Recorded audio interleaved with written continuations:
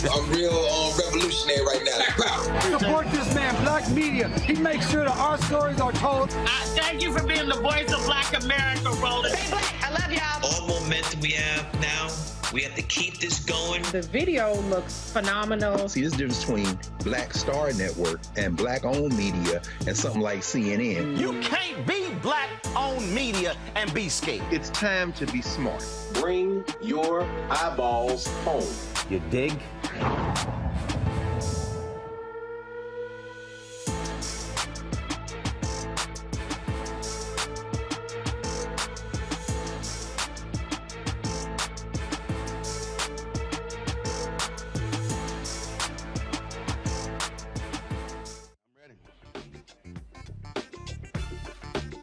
Today is Thursday, July 21st, 2022. Coming up on Roland Martin Unfiltered, broadcasting live from Birmingham, site of the SWAC Media Day on the Black Star Network. We'll talk with Commissioner Charles McClellan about the SWAC, how they are looking to monetize the conference. We'll also hear from head coaches Hugh Jackson of Grambling State, Deion Sanders. We talked to him, the head coach of Jackson State, about what HBCUs should be doing to improve how they do business. Also, a great conversation.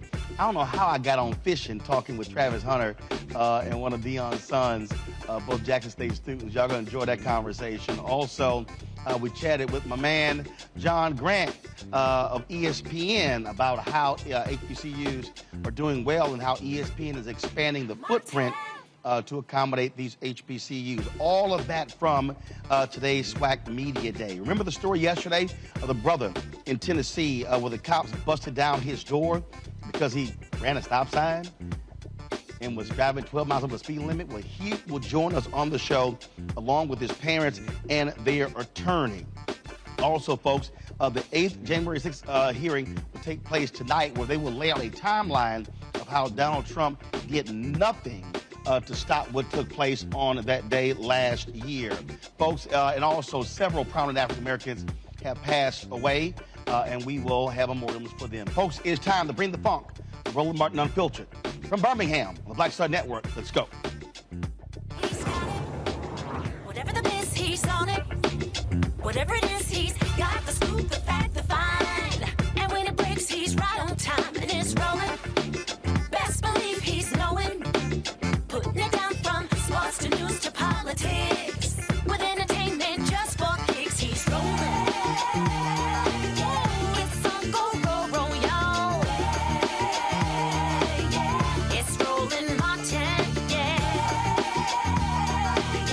Rolling with Roland now. He's funk, he's fresh, he's real, the best, you know he's Roland Martin now.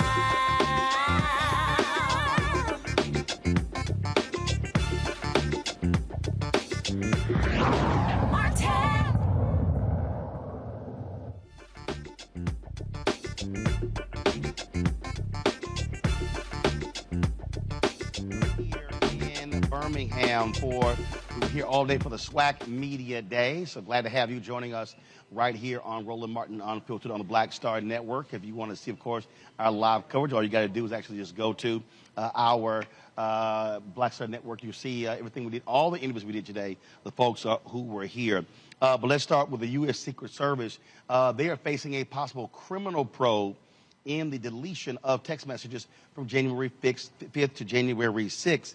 NBC News has confirmed that a senior Secret Service official says agency employees received 2 emails, at least one prior to January 6th, reminding them to preserve records on their cell phones before their devices were essentially restored to factory settings. The Secret Service has also hired outside lawyers because this is now fastly moving to a criminal probe.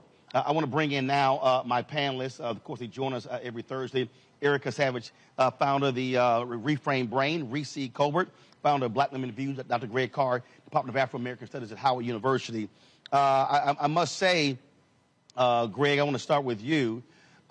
This is significant how fast this thing is moving, that again, this may become a criminal probe because they may have broken the law by deleting these messages. There is no doubt, based upon this NBC News reporting, that this was a deliberate act to erase these messages. That says a whole lot as to what potentially were in these text messages on January 5th and January 6th. Absolutely. Well, we know what was in them. We know that at a minimum, what's in them is information as to what happened on the 5th and 6th.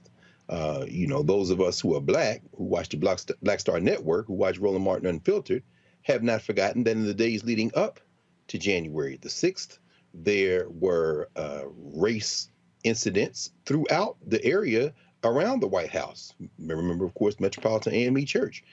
There are a number of things that are in those texts. And this is a coordinated effort by law enforcement, the patrollers, to cover their tracks. And when I say it's a coordinated effort, I mean, anytime you start talking about the Department of Homeland Security Office of Inspector General in October 2021, thinking about warning people that the Secret Service is blocking requests for text messages and then choosing not to do so, there's no other explanation other than you want to protect your brethren.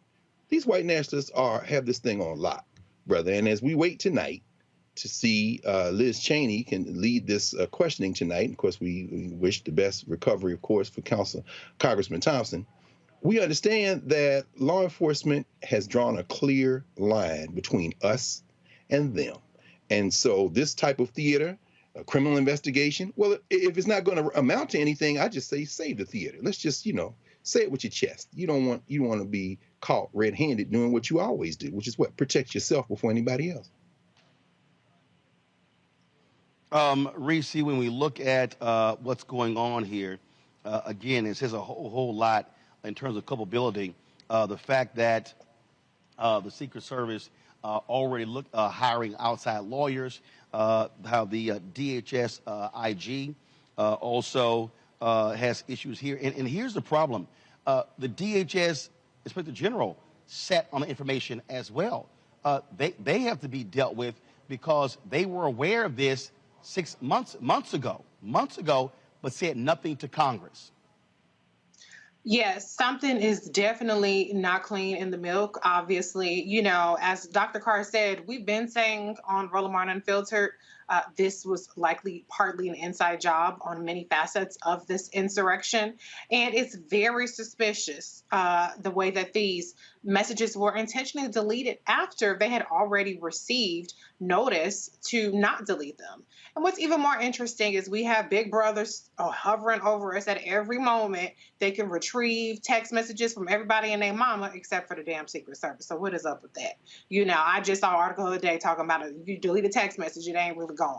So there's no reason why they shouldn't be able to recover the messages. But guess what? Once this turns criminal, I have a sneaking suspicion that some of those people that deleted some stuff might be trying to cut a deal first to save their ass. But we need to know the extent to which the Secret Service was involved because, unfortunately, a lot of those people are still there. And one of the head Secret Service people went to work for Trump and is now back at the Secret Service again. So he need to be the first damn person out the door. Isn't it interesting, Greg, how all of the Where's Hillary emails people are real silent over where the Secret Service text messages? Of course. Well, I mean, Roland, it would be a lot more interesting if we lived in a nation, but we don't live in a nation. This is pure politics. This is political. I mean, they're not going to change. They don't give a damn about Hillary's emails. They don't care about Hunter Biden's whatever. All these people care about can be summarized in a 5-letter word, POWER. It doesn't matter. The rest of it is theater. Rather than bog down, rather than bog down and gotcha and this is the truth and not the truth. If we understood that better, we could cut a lot of this BS and get organized and try to get some power instead of trying to, as Malcolm X might say, speak a language that they don't understand. Only language is power, brother. They don't care about them. That's true. This was a tweet. The January 6th committee sent out just the other day. We can go ahead and pull that up. It says the U.S. Secret Service system migration process went forward on January 27, 2021, just 3 weeks after the attack on the Capitol in which the Vice President of the United States, while under the protection of Secret Service, was steps from a violent mob hunting for him. I mean, common sense says you don't delete stuff. So give me a break with this whole, nothing nefarious here. Yeah, it's definitely giving the dog ate my homework. Defense. Unfortunately, though, I mean, I'm encouraged that it's turning criminal, but we've seen a lot of things kind of lead to nowhere. So I think what it really has to start with, it has to start with the top. If every time these investigations roll around, they get the lowest hanging fruit and the leadership gets off scot-free. So I want to know what the folks that were also in the room with Trump, what their involvement is, because there's a reason why Mike Pence did not trust getting in the car with the Secret Service that day. He knows something, call his ass in there and have him testify as to what his hesitation was. And let's get to the bottom of this, because we still have a president and a vice president who are, relying on the protection of their families. And we don't want a sleeper cell agent of Secret Service people to decide to come back to life when it comes time to count the votes the next time. That's right. Look, I mean, what we're talking about here, a bunch of people should be fired. Folks should be put on administrative leave. Those things should be happening right now. And so bottom line, if the people who were in charge, they should not be in any decision-making position right now. Suspend them as we speak.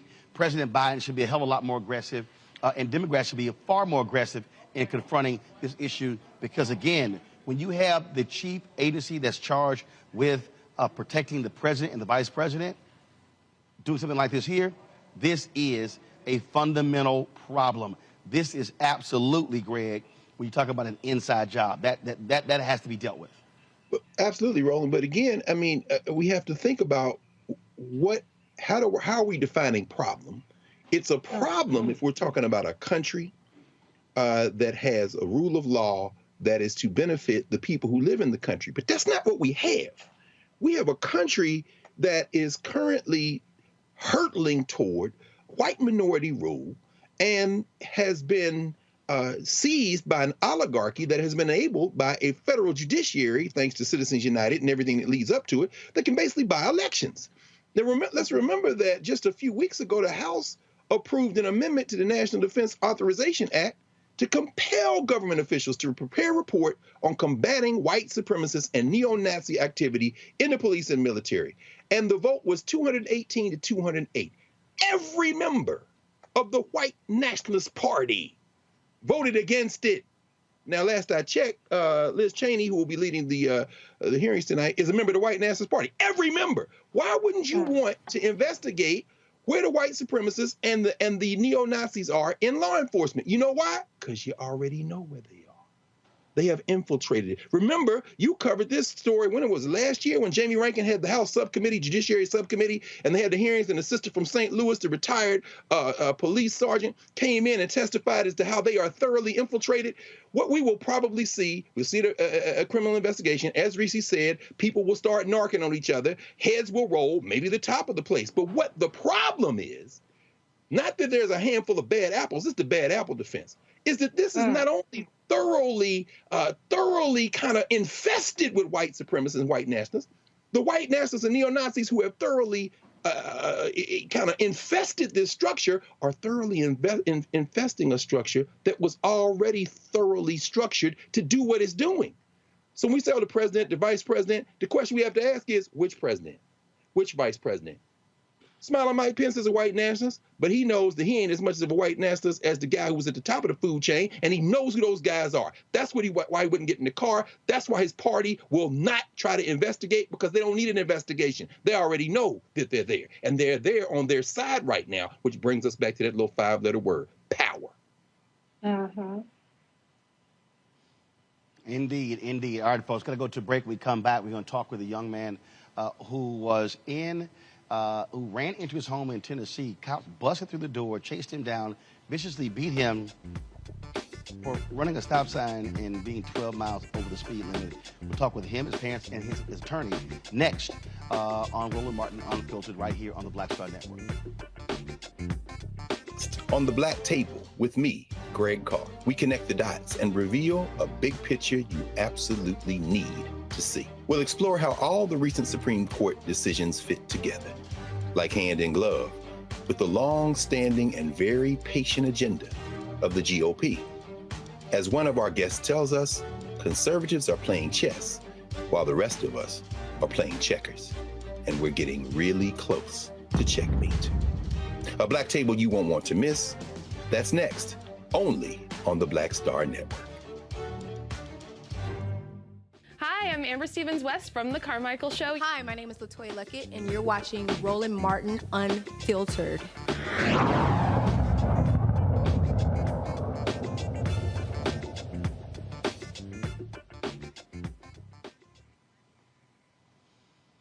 All right, folks, we told you the shocking story of Brandon Callaway, the DoorDash driver, Oakland, Tennessee, who police say ran a stop sign, was going 12 miles over the speed limit, afraid of something happening, drove half a mile to his home, then raced inside. That's when the cops then stormed through the home. Roll the video if we have it, folks. Stormed through the home, grabbed him, attacked him, beat him. As a result, it is an unbelievable story here. And so, again, for folks who didn't see it, this was literally what took place as multiple police agencies came through. And you see, I mean, this was video that was shot inside of the home as these cops pursued him. So we talked about it yesterday. And again, Brandon failed to stop at a stop sign, again, driving 32 miles an hour in a 20-mile-an-hour zone. And the police say that he ran into the house and was reaching into his pockets. Well, joining us now is Brandon Callaway, also his attorney, Andre Wharton. Glad to have both of you on the show. And Brandon, I just so you know, you also have a couple of fellow alphas here, myself and Dr. Greg Carr. So walk us through, Brandon, from the beginning. What happened on this particular day? What happened? You were in the car. You're a DoorDash driver. Were you finishing a delivery? Were you on delivery? Or were you just simply headed home? Walk us through what happened. Roland, can you hear me? Roland? Yes, I hear you. Can you see me? This is yes, Andre. Yes, sir. Can you see? Andre, I can see you and hear you. Go ahead. I can see you and hear you. Yes, sir. I appreciate it. First, Roland, Mr. Martin, thank you for having us on. We appreciate the awareness you bring to so many stories, in particular this. It's unfortunate that we have to come to you in this forum for this type of story, but we are where we are. I'm not allowing Brandon at this time to really comment on the incidents themselves, only because he still has a pending criminal case right now that we're sorting through and hopefully will work out judiciously. But so him commenting on that, I just prefer to be the one commenting on that. I'm glad to kind of take you through what we believe have happened regarding leading up to unusual and inhumane. All right. So what happened?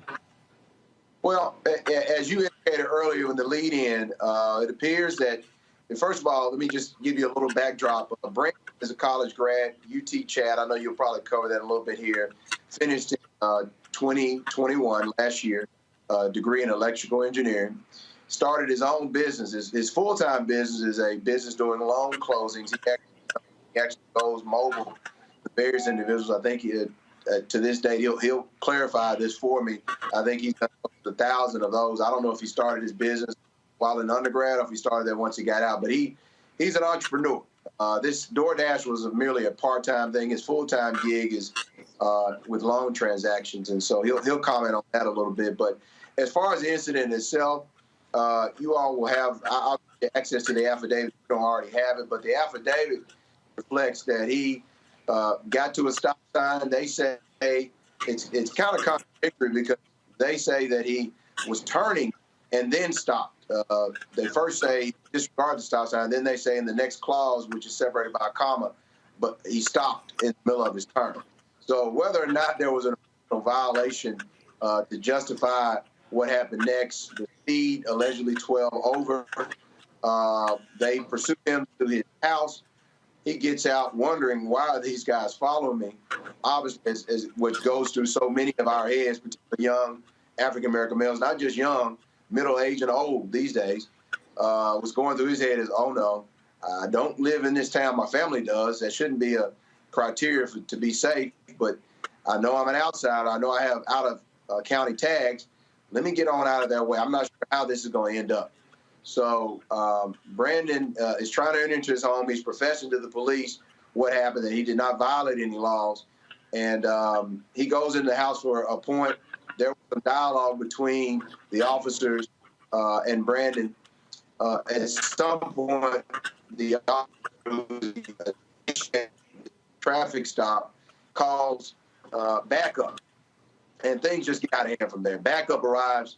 The affidavit states that he basically asked the backup officer, asked the original officer, do we want to detain him? The original officer says yes. And then frankly, all hell breaks loose at that point. The officer enter the home. You can see this on that video. I believe the video that you ran reflects this. They go in the home. The taser's out, the baton is out, and they're ready to go to work.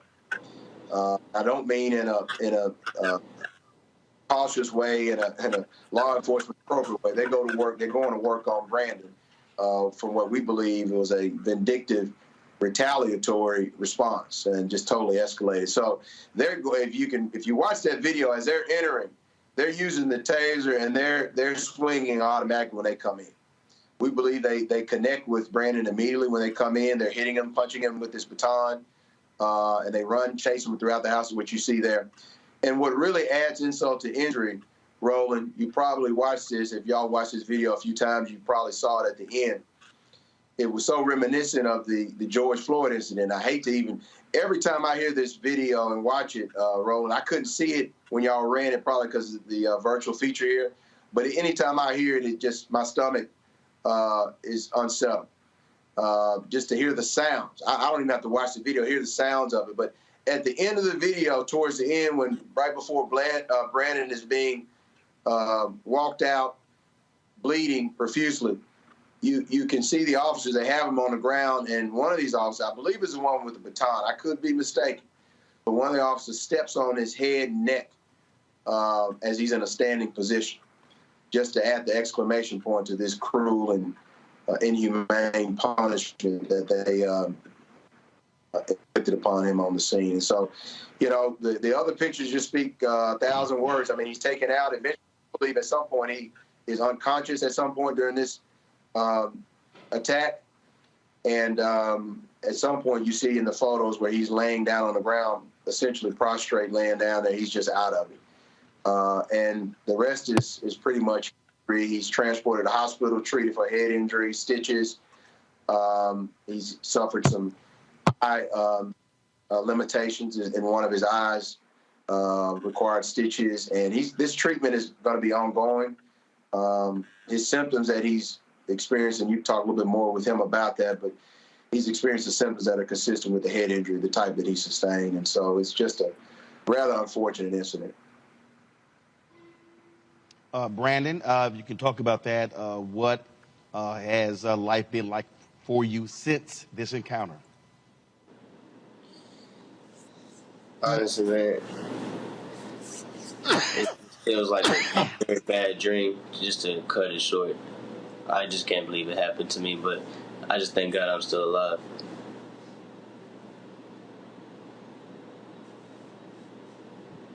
Your attorney talked about the injuries. What are you still dealing with on a daily basis?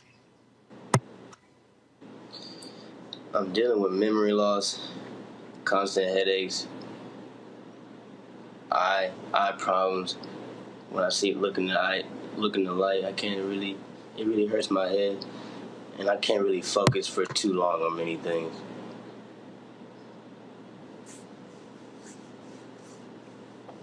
Clearly, with that video, you were scared, And the home, was it your home or was it a family member's home that you went to? It was my it was my father's home.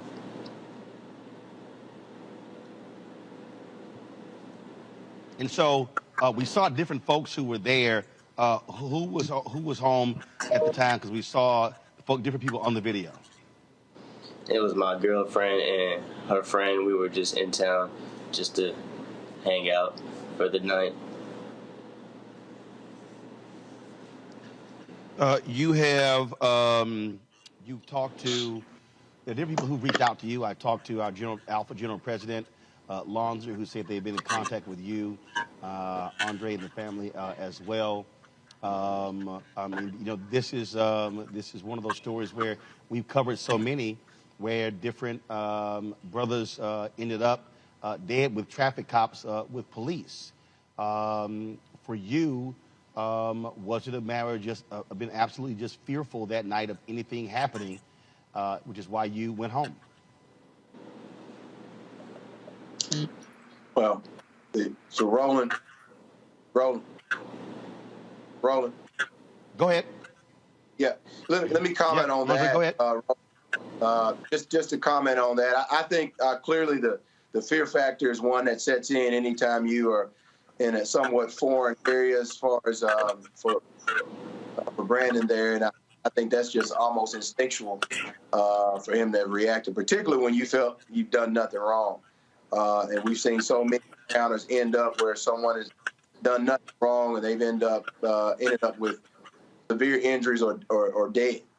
And so I think clearly, that was a part of the thought process on the part of Brandon. But let's not, shy away from the fact that, notwithstanding the basis of this traffic stop, whether there was a sufficient or lawful basis for it, the other story, and I think the bigger story here, is what happens afterwards. And was there a disproportionate use of force? And I think that point deserves really underlining, bolding, and italicizing, because so many of these situations, what they lack is a de-escalation as opposed to escalation. They quickly escalate when proper training and proper implementation of the training would suggest a different outcome. And in so many instances, so many of these unfortunate incidents could be avoided just with proper training and proper implementation of the training. And we've got to, this is a shining example of what law enforcement should not do. I mean, I dare say that they should use this on their training videos to say, look, we're going to give you 5 examples of bad police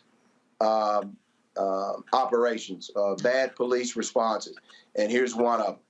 And then have their officers go through that and have them tell them what could have been done differently. I think this serves as an example of something that could have been avoided. And unfortunately, Brandon has to be an example for hopefully future situations of these encounters so that we can prevent it. Well, that is certainly what many people are focused on. First, Brandon, we're glad to see that you actually are still alive, because too many other brothers have not made it out of these different traffic stops. And so y'all, both of you, certainly keep us up to date. We follow this case to see what happens next. Brandon, as well as Andre, thanks a lot. Thank you for having us. We appreciate it. Thank you so very much. Reese, I want to start with you. This is a tweet that you sent out today in response to a Sherlyn Ifill tweet about President Biden soon announcing money for the hire and train additional 100,000 police officers. You tweeted, hiring police officers needs to be the first thing on the chopping block during negotiations because this is absurd.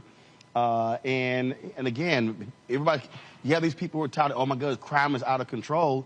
But you got black people who are saying, no, cops are out of control. Absolutely. I mean, my blood is boiling right now because that's some straight up bullshit, what Brandon had to endure. And it's heartbreaking. You know, the videos we see and they go viral and they're spread around, millions of views. But what we don't often see is the trauma for the people that survive these vicious encounters with the police. I mean, Brandon could barely even, speak in that interview because it's obvious that he's so very traumatized by this. We're obviously very grateful that he survived, but, surviving isn't just the end of it. It's just the beginning of the horrors that these police brutality victims have to endure. And so do Black people want safer neighborhoods? Abso-fucking-lutely, we want safer neighborhoods. But we don't want the cops busting us upside our goddamn heads to make the neighborhood safer. If people want to get their DoorDash, and, there's no reason for somebody to be getting harassed like that. Running a stop sign, I've gotten a ticket for that when I was 16 years old. It's called a rolling stop. You know what I'm saying? And the fact that they ran up in his house is just so appalling. I'm surprised they didn't come in guns blazing, but it's a citation. I have traffic cameras. I got, parking ticket cameras right outside my house. Maybe they need to get rid of cops and put in some damn parking citation cameras. I will take Big Brother over these cops chasing people to their home over a damn so-called stop sign and beating them up and traumatizing an entire family. There is no solution to any of our ills in society that involves more cops, point blank in the period. And I will die on that hill. Greg. I agree with Reese. I mean, there really isn't a problem in terms of law enforcement. These are paddle rollers. They are hunters. They are doing the job that they were set up to do at the beginning of this criminal enterprise called United States of America. And unfortunately, a job that isn't just in the United States, but is a job worldwide. You see these kind of problems worldwide. Of course, here in the United States, it has the added advantage to the paddle rollers of being racialized. So it isn't just men, it's women as well. We know Sandra Bland lost her life as a result of some bullshit like this. And so, of course, as you say with Brother Brandon, who said the most important thing, he's just glad to be alive. Quite frankly, I don't know what I would have done in the face of being the lights being switched on and me being that close to my family's house. Because had he completely complied with them and stopped, he may have been killed on the street. So one of the things that may have saved his life was that as those out of shape punk ass cops taking the stairs in his house 2 at a time began running up, there were other people there. They have all they have all the chicken-hearted courage of those punk-ass cops, almost 400 of them in Uvalde, Texas. So they don't like the fact that there were others around. So perhaps they didn't want to shoot that sister that we saw in the frame. And it looked like there was an American Negro wearing blue running through the house. But it really doesn't matter. But at the end of the day, the issue, of course, of not having a warrant doesn't mean anything. These are hunters. Yeah. And so in the words of the retired Shelby County cop, and we know that this little community of Oakland is east of Memphis, he says, well, he should have complied. They had to do something. You're absolutely right, officer. They had to do something because these N-words got to be shown who is the law in here. So if we stop you, hell, he didn't even have to have a violation. 12 miles over the speed limit, a rolling stop, whatever the pretense was. Y'all was out hunting, and y'all punk asses got involved. That adrenaline started flowing, and that insecurity that was bred after you came out of your mother's wombs and you nurtured through your whole life of feeling that somehow you were inadequate till they gave you a damn gun and a badge, kicked into overdrive, and you kicked in a door in somebody's house. So not only should you lose your job, please understand, y'all, this is why the legislation is important. This is why qualified immunity has to be erased, because when they sue and win, it's going to be the tax dollars of people who should be protected by the police that are going to have to pay the settlement. And then they'll take that money out of schools. They'll take that money out of the fire department and other things. No, get rid of qualified immunity. Every punk-ass cop that is now on paid vacation while they're investigating should have to pay with his house, with his mortgage, with his car, and let his family be outside. And that's how you stop it. Now, in terms of going to jail, sure, you can send them to jail, but this is not going to stop until we fundamentally understand that these police were not out of order. They were not out of order. They are structured to do what they're doing. And in the society we live in right now, they have been encouraged to do it. So, yeah, I'm glad that Brother Brandon survived with his life. But as you said, Reese, it isn't just surviving the encounter. that brother's going to carry that for the rest of his natural life. And I don't know what I would have done in that situation. I don't know that I wouldn't have tried to get to my daddy's house rather than be killed on the street by these punk-ass cops. Mm-hmm. Yeah. Erica Savage, your thoughts? Yeah, I agree with everything that my brother and my sister have already said. And I mean, these are effective stormtroopers. Reese has said this over and over again on his program, is that to be more litigious. And I definitely agree with Dr. Carr when he says that they need to lose their house. They need to lose their sense of stability. They need to effectively have to beg for everything that comes in their mouth and in their hands. And thinking about Brandon, you know, one of the first things that came to mind to me with regard to the unjustified beating and trauma that ensued was that he is suffering from, if not one, probably more than a couple brain injuries. His life will not ever be the same. And I can absolutely testify to that. You see a person that is sitting before you and that's able to share a little bit. But I can remember in the beginning of my brain injury, I sounded the same way that I did. And it wasn't until a week or so later that my speech started to decline and that I started having issues with memory and that I started not being able to see well. And I lost the ability temporarily to read. So I'm thinking about the genesis of what he's experiencing and then experiencing something by Slave Patrol, who this event is nothing more than a resume builder for them at this moment. As we continue to see more and more law enforcement cops do these types of things to Black folks, that they're getting it on video. And so this is really an effective way for them to be able to say that, yeah, I'm committed to the cause. I'll do whatever needs to be done. I'll make sure that these people understand who has power, who will always have power. So definitely for Brandon and for all of those family members that had to watch that trauma, I hope that they can effectively be very litigious, but that this brother has an extraordinary road ahead of him. And I, again, join in what everyone else has said, that he will never be the same. Indeed. Indeed. So we're going to continue to cover this story. Folks, today in Minneapolis, one of the several police officers who participated in the death of George Floyd by doing nothing actually was sentenced to prison, 2.5 years in prison. For one of those police officers. We've been covering this, of course. Why is this important? Because what it says is that if you are a cop and you stand around and do nothing, you can be held responsible for your actions. And so today in a federal, excuse me one second, in a federal courtroom, this particular officer, again, got 2.5 years in prison. Thomas Lane, federal civil rights charges for his role. And remember, he and two other officers, they were convicted of violating Floyd's civil rights in February. He was the one who held down George Floyd's legs as he gasped for air while dying after, of course, another cop had his knee in his back. And I really do believe, Erica, that why this is important, because we often talk about how other cops need to intercede when they see wrongdoing, and that is absolutely the case here.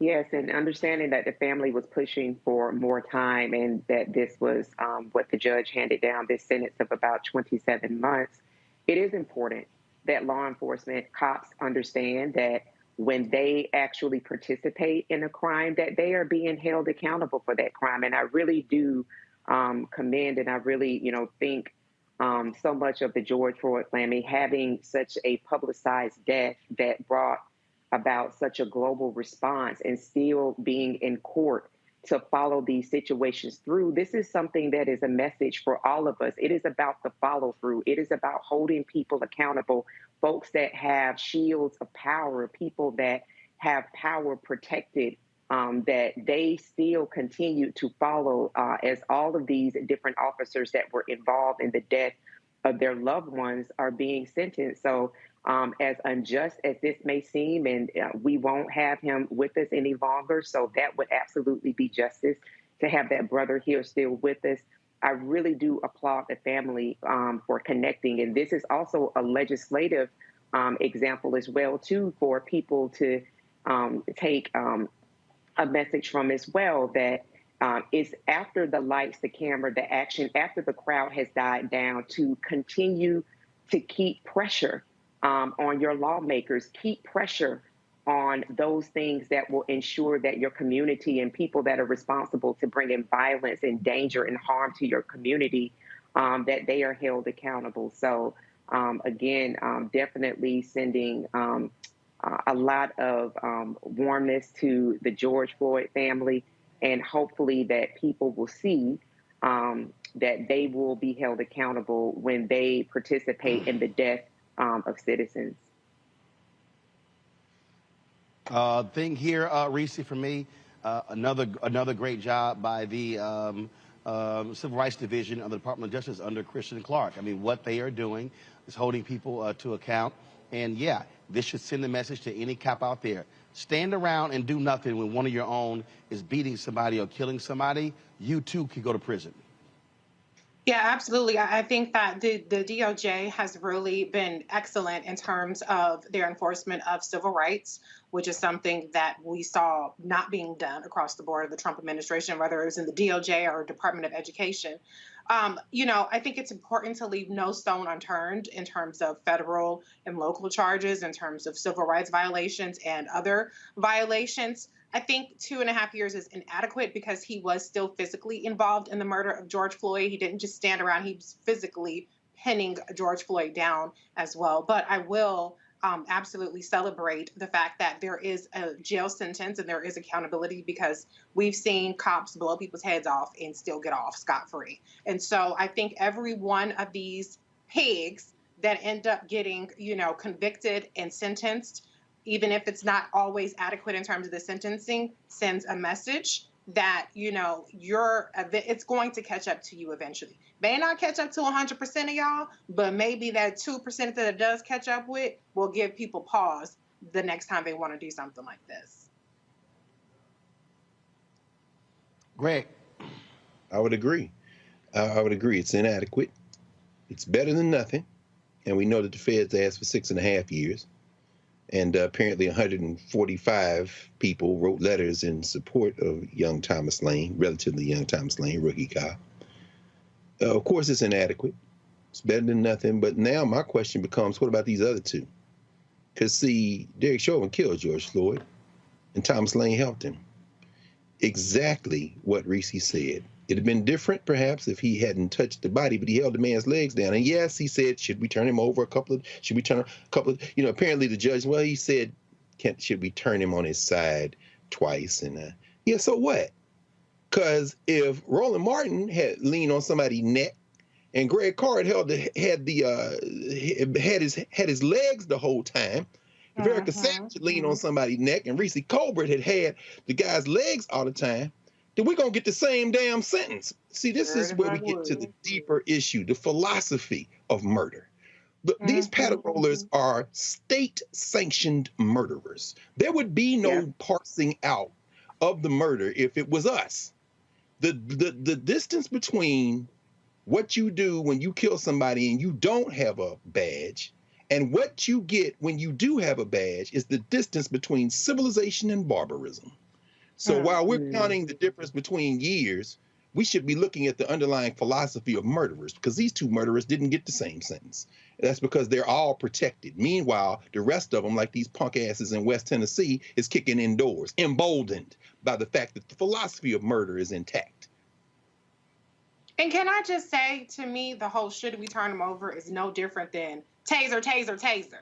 Because these cops set up their defense as they're murdering Black people. They know what they do. They have the little buzzwords in there so that when it comes time, if sugar goes to shit for them and they face some kind of legal culpability, well, he said taser. I think they really thought it was a taser, even though it didn't look nothing like a goddamn taser. Well, he said, should we turn them over? Even though he's pinning them down.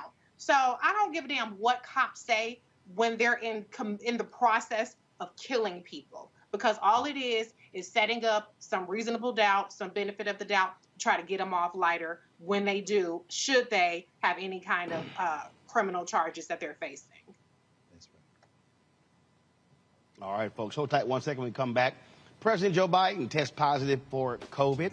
We'll talk about that story. Also, we'll have more from the SWAC Media Day here in Birmingham. We'll hear from the Commissioner, Charles McClellan, Deion Sanders, head coach at Jackson State, Hugh Jackson, head coach at Grambling State. We'll also have, y'all gonna really enjoy the fishing and golf conversation I had with a couple of Jackson State players as well. Plus, we'll talk with John Grant of ESPN about how they are recognizing the power of HBCU viewers.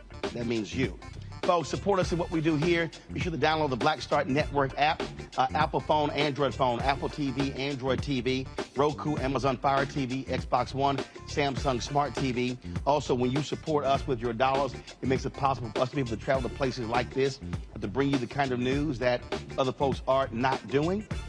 Send checks and money orders to P.O. Box 57196, Washington, D.C. 20037-0196. Cash App is $RM Unfiltered. PayPal is R Martin Unfiltered. Venmo is RM Unfiltered.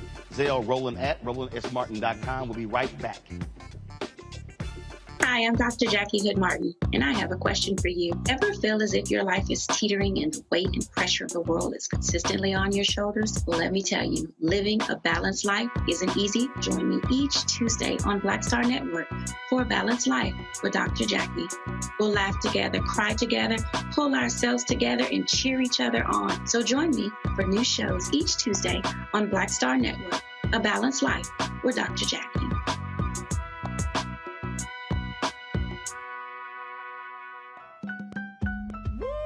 We're all impacted by the culture, whether we know it or not. From politics to music and entertainment, it's a huge part of our lives, and we're going to talk about it every day right here on The Culture with me, Faraji Muhammad, only on the Black Star Network. Hey, I'm Arnez J. Black TV does matter, dang it. Hey, what's up, y'all? It's your boy Jacob Lattimore, and you're now watching Roland Martin right now. Stay woke.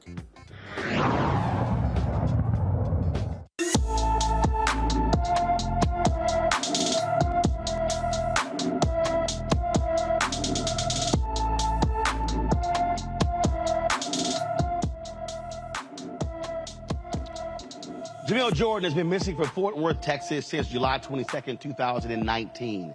The 19-year-old is 5 feet 3 inches tall, weighs 120 pounds, with black hair and brown eyes. Anyone with information about Jamil Jordan should call the Fort Worth, Texas Police Department at 817-335-4222, 817-335-4222. Folks, for the first time, President Joe Biden has tested positive for COVID. The White House released this video of the president discussing his mild symptoms. Hey, folks, guess you heard this morning I tested positive for COVID. But I've been double vaccinated, double boosted. Symptoms are mild, and I really appreciate your inquiries and your concerns. But I'm doing well. I'm getting a lot of work done. I'm going to continue to get it done. And in the meantime, thanks for your concern, and keep the faith. It's going to be okay. At today's White House press briefing, Press Secretary Karine Jean-Pierre and COVID response coordinator Dr. Ashish Jha gave an update on Biden's condition as well as the new variants. This morning, as part of our routine screening program for the president, the SARS-CoV-2 virus was detected by antigen testing. This result was subsequently confirmed by a PCR test. On questioning, President Biden is currently experiencing mild symptoms, mostly a runny nose and fatigue, with an occasional dry cough, which started yesterday evening.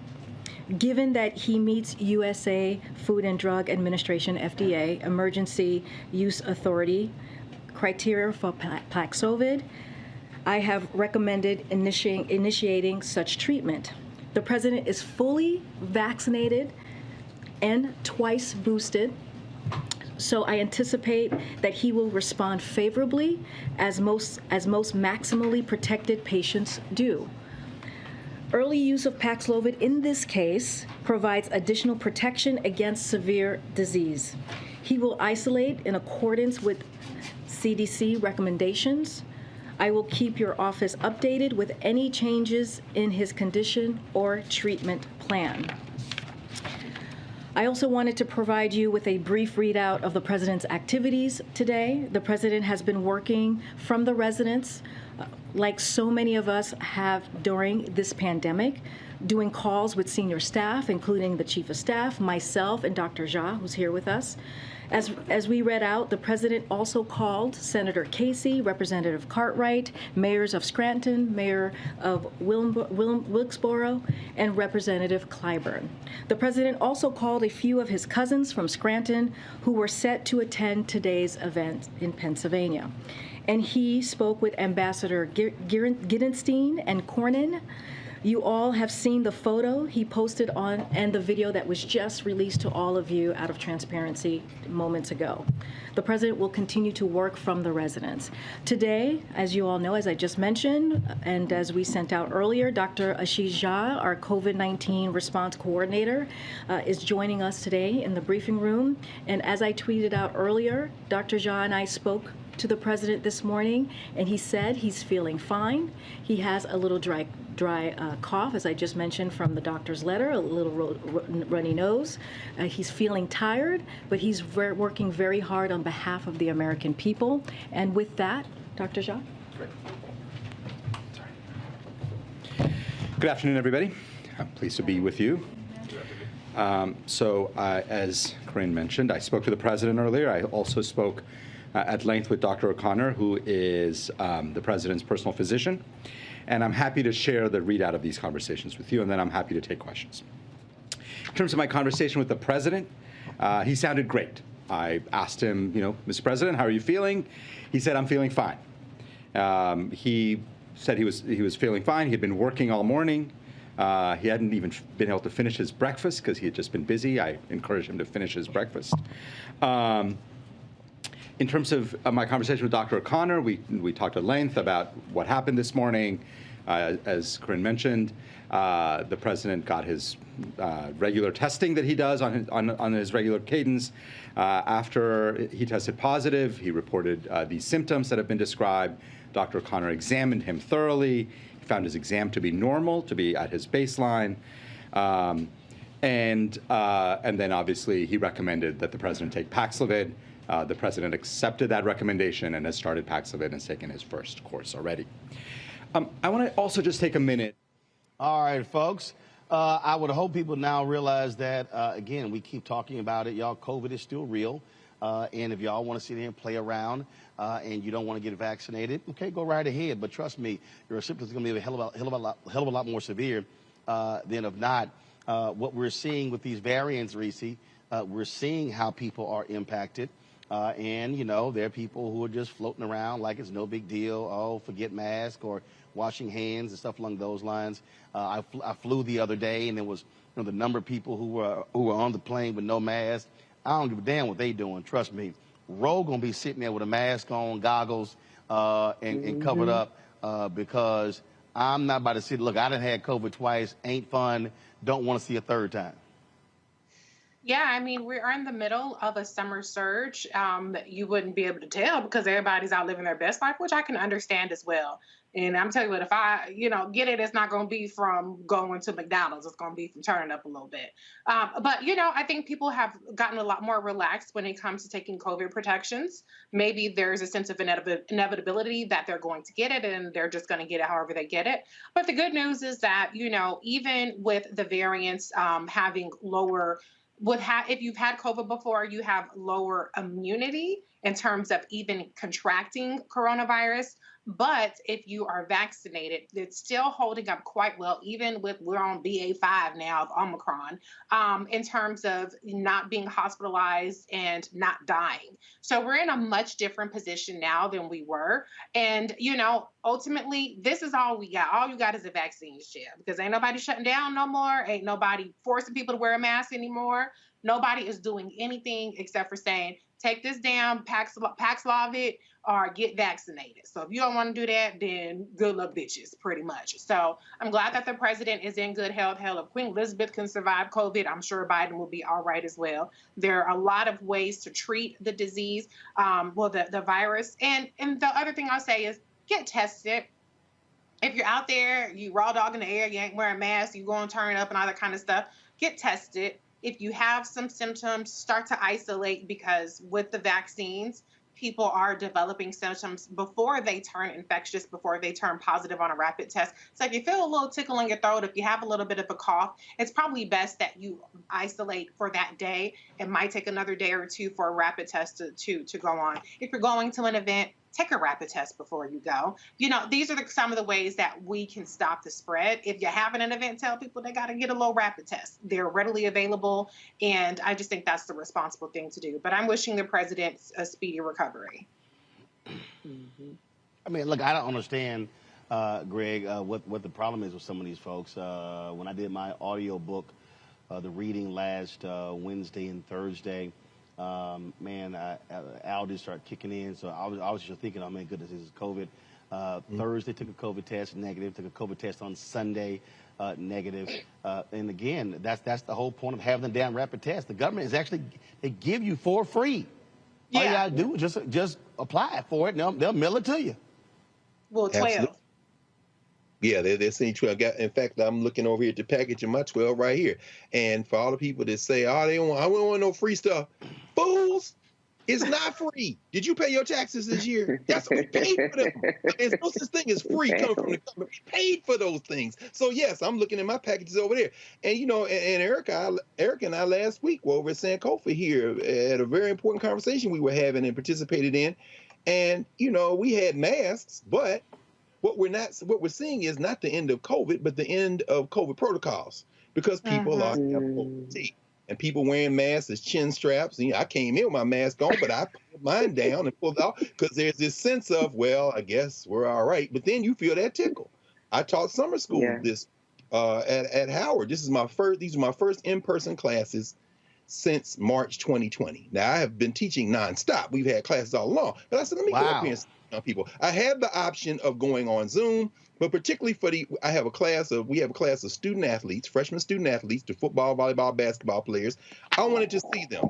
And I wanted to see this afternoon class with these young people in the CAR STEM Scholars Program. This is our 6th year. I wanted to see them at least once. So I'm going to come up here. And as I traveled, people ain't got no mask walking around, come up on campus. People ain't got no mask on. Somebody got a mask on. And of course, the vogue thing is they have the chin strap joint. So as if, you know, well, I'm kind of compliant. So I get close enough. And then I'm thinking to myself, I'm 57 years old.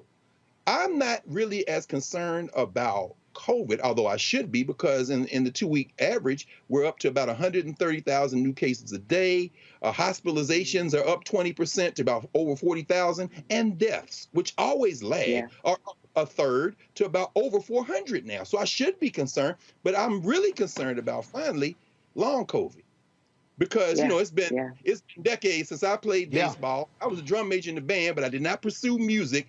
I make my craft with my mind. The thing that scares the hell out of me is that I'll start forgetting stuff. But that long COVID, and I'm glad you saved Erica for last, because she is going to help us understand that not only is this thing not passed, even when we get past it, this BA5, which is 80% of the infections, I don't want to catch nothing that I have mild symptoms for. And by the way, shout out to Pete Buttigieg, who gave that boy from Texas, Troy Nels, his lunch the other day when he started talking about the 25th Amendment. Go check your boy over there, that boy Trump. But at any rate, what I'm terrified of is that long COVID, man, because we don't know. We do not know. So, that's where I am on it right now. And I'm looking at them tests. Y'all go get these tests. You already paid for them. Let them mail them to your house and use them, as Reese said.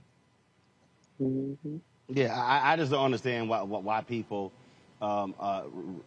resist this, Erica. It makes no sense. I mean, look, I have been in places where I did not wear a mask. It all depended upon where I was, depended upon how many people were in the room, depending upon how far away I was standing from people, all those different things. But I guarantee you, mask is in the pocket. And then there are times when I'm putting it on, if I'm getting on the elevators, I'm in closed spaces.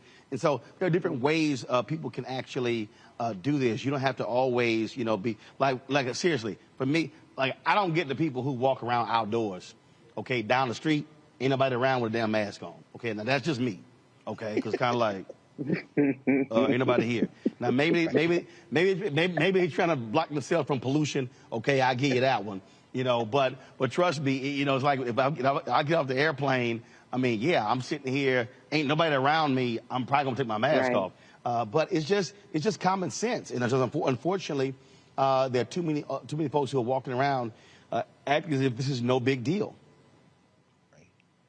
Yeah, a lot of the common sense is lacking, and we really should be definitely celebrating that we do have a competent leader who is demonstrating. It was noted that, and he said it himself, President Biden, that he is double vaccinated and double boosted, as am I, and still exercise those very protections that you, Reese, and Greg talked about. You know, I went to a concert, me and my partner went to a concert a few weeks ago and went to go and see my first boyfriend, my first rap crush, Rakim, Big Daddy Kane, a slate of other hip-hop all-stars. And, you know, we had incredible seating. However, I mean, the responsible thing to do, I mean, it was an outdoor facility. So when you're in an outdoor space, you want to get all the fresh air you can. It's not like you were talking about, Roland, being in a plane. However, when we got to a space where we were a little bit close to the front, wore the mask, and then when we got comfortable enough, because we've been doing the responsible thing, we took off the mask and we absolutely enjoyed ourselves. You know what I mean? Like, I flowed with them. Rakim made eye contact with me. Shout out to the God MC. But yeah, I mean, we enjoyed ourselves and we had a really good time, but we were able to have a good time because of what everyone on this panel has talked about. We have been responsible people. And so if you are being responsible, not doing what the son of a Klansman did when he held office, which was listen to the likes of Joe Rogan and taking horse tranquilizers and telling people to drink bleach and sit up under a UV light, all of these really irresponsible things that really did contribute to people who are long haulers, as they're being called, for this new and novel virus, definitely attributed to folks' death. And just a real misinformation and disinformation, which Reese specializes and talks about, that is very much so targeted to our community. If people would actually peel back the layers of silliness and exercise, when you talked about rolling common sense, if you're going to be in an area that is pretty crowded, put your mask on. When you get to a space of fresh air, especially if you're out walking, you're out exercising, get all of that fresh air in. But absolutely go and make sure that you are making use of the N95 mask. Make sure that you're making use of those vaccine tests that, as Dr. Carr said, that we paid for. And be responsible and wash your damn hands. Sing the alphabet. Don't just throw it up in the water. Wash your damn hands for at least 26 seconds and make sure that you are not participating in potlucks. I think if we kind of exercise some of the common sense tools, that we could actually help to encourage other people to do the same thing too. Look, I'm telling you right now, ain't gonna be no damn potlucks. That ain't gonna happen. Because first of all, everybody can't cook. So let's just go ahead and say that. That's number one. All right, y'all. That ain't gonna happen. All right, I gotta go to a break and come back. We're gonna show you. Before you go break, we can't let it just slide by that you recorded the audio for Whitefield. Don't just let that drop. It's on the way, right? Oh yeah, it's on the way. In fact, the boxes came to the house yesterday. So when I get home tomorrow, I will unbox them and unveil it, and then we'll begin the push very soon, probably as early as Monday, for pre-orders. My goal, I want to hit 25,000 pre-orders, and so we're going to start pushing that real soon. The book drops September 13th, and so we're going to get that going real soon. We come back, we're going to talk SWAC Media Day. We were here broadcasting live today. We got some great stuff for you. The SWAC Commissioner, Charles McClellan, you'll hear from him. Deion Sanders, we had a great conversation talking about, again, how we have to change our business practices as African Americans. It's a conversation y'all do not want to miss, y'all. We ain't talking just about sports. We're talking about black people. So you don't want to miss that conversation. We'll also hear from Grambling State's new head coach, Hugh Jackson. Also had a chance to sit down with John Grant of ESPN, where ESPN is recognizing the power of HBCUs. Some of y'all better, look, we've been trying to tell y'all, everybody understands the monetization of black people. We have got to begin to understand that too. And also a hilarious conversation with one of the Sanders sons and Travis Hunter of Jackson State, us talking about fishing. Y'all know I hate fishing. even though there's the most famous bass fisherman ever named is Roland Martin, white dude, that ain't me. So we'll break that thing down, y'all. We come back. Also, man, off script, Scotty's gonna be joining us as well. Talk about SWAC Media Day. And so, panel, y'all hold tight. We got some great stuff coming up for folks right here on Roland Martin Unfiltered on the Black Star Network. Don't forget to support us in what we do. Download the app, y'all. Black Star Network. Apple phone, Android phone, Apple TV, Android TV, Roku, Amazon Fire TV, Xbox One, Samsung Smart TV. And, of course, join our Bring the Funk fan club. I'm trying to explain to y'all, your dollars make it possible for us to do what we do, okay? We're not getting enough advertiser support and corporate support. And trust me, y'all make the difference. You make it possible for us to be able to come here. Look, I gotta understand, I got a crew of 4 people here in addition to me. We're here with our cameras and everything, giving a wide shot so y'all can understand. Look, we are here. Y'all, this stuff just don't magically appear in Birmingham. And so this was our setup that we're here. Again, our whole setup, pan right, Henry. You can check out, we got the whole setup here. And I just want y'all to understand, and again, I wasn't planning on doing this, but I'm always doing this because I need y'all to understand what we're talking about here, okay? This right here is our mobile fly kit, which allows for us to actually do the live switching and everything along those lines. Okay, y'all, this is $5,000. This Behringer portable audio board right here, this is $4,000. Hell, the case is damn near $1,000. We got 4 of our Canon C300 cameras right here. The camera and the lenses are $20,000 each. Then we got our light kit as well, our step and repeat, our director's chairs. And so what y'all are looking at, literally, what y'all are looking at right now, just this set, this gear alone here is about $100,000. Actually, yeah, because that LU 800 over there, which is how we able to live stream, that's $12,000. So what you're looking at here is $100,000 in equipment alone. And so that's why, so I do that, and I love these people who are sitting here like, Roland Martin, you be begging for money. I'm sitting there going like, well, first of all, it's not begging, it's called people who support what we do. And so when we are here, when we're traveling, look, we not gonna be janky. I wanna be real clear with y'all. We don't have 4 iPhones set up. Okay, all right?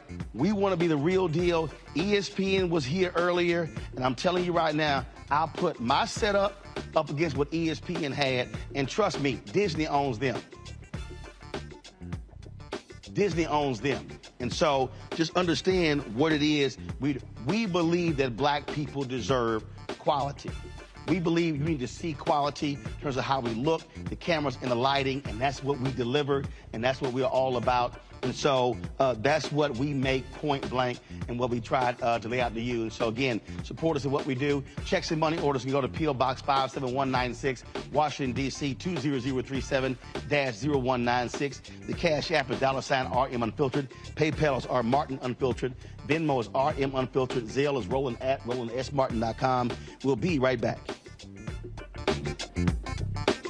Deborah Owens, America's Wealth Coach, and on the next Get Wealthy, have you heard that it's not how much you earn, but how much you keep that matters? Well, the secret to building wealth could be hidden in our tax code. That's right. Joining me on the next Get Wealthy is someone who calls herself the gatekeeper to the IRS. And she's going to be sharing the secrets and strategies you need to know, whether you're a business owner or an individual, how you can get wealthy. That's right here, only on Black Star Network. Sexy to me is the exact same feeling as running water, ever flowing. Water always finds a way to get through.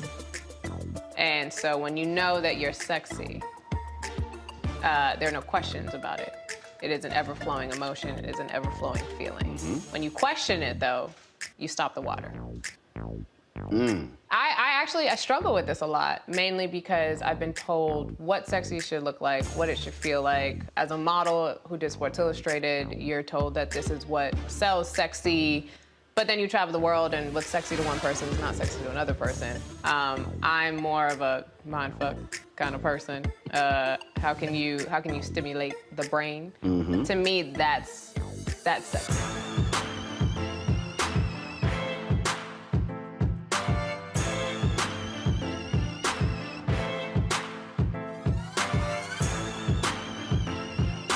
Next, on the Black Table with me, Greg Carr, we connect the dots and reveal a big picture you absolutely need to see. We'll explore how all the recent Supreme Court decisions fit together, like hand in glove, with the long-standing and very patient agenda of the GOP.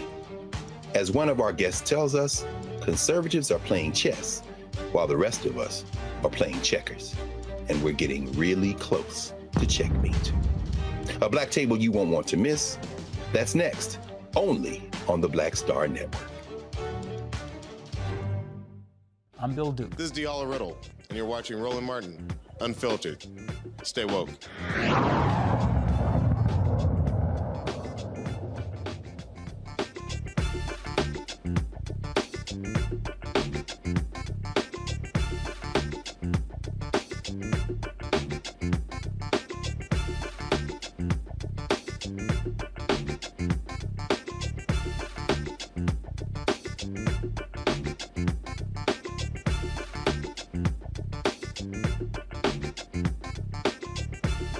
Absolutely packed a little bit earlier today for the SWAC Media Day. All 12 team representatives were here. We kicked things off our live coverage. We were live for about 4 hours. We talked with Commissioner Charles McClellan about what is happening with the SWAC, how they are growing, how they are expanding, and how they are monetizing blackness. Here's our conversation. McClellan, how you doing? Doing well, sir. Thank you for being here. Got lots of energy in the room. Let's talk about where does the SWAC stand? You've obviously the attention of Deion Sanders, but now you got Hugh Jackson at Grambling. Now you've got Bub McDowell at Prairie View A&M University. Now you have all these different things happening. But what is the state of the SWAC?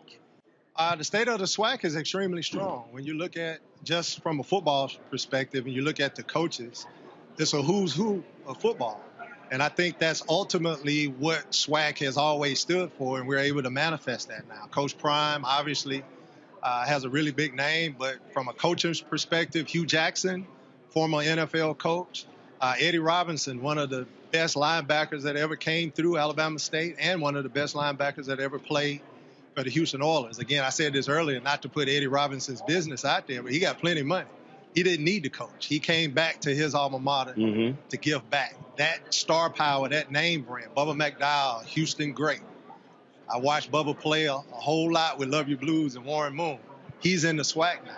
You look at the recruits that we have coming in. SWAC is a very vibrant league. We're very popular now.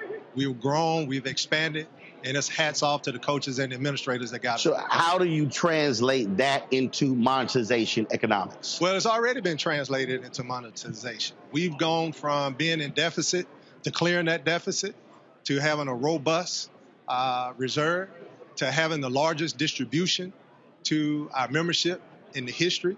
And what is that? Well, we distributed over $8.4 million to our membership this year. And with the addition of some of the deals that we've currently made, we're ranking now within the top 3 of all FCS, and within the next 7 years, we'll be #1, and we will have outranked some FBS conferences. So it's growth.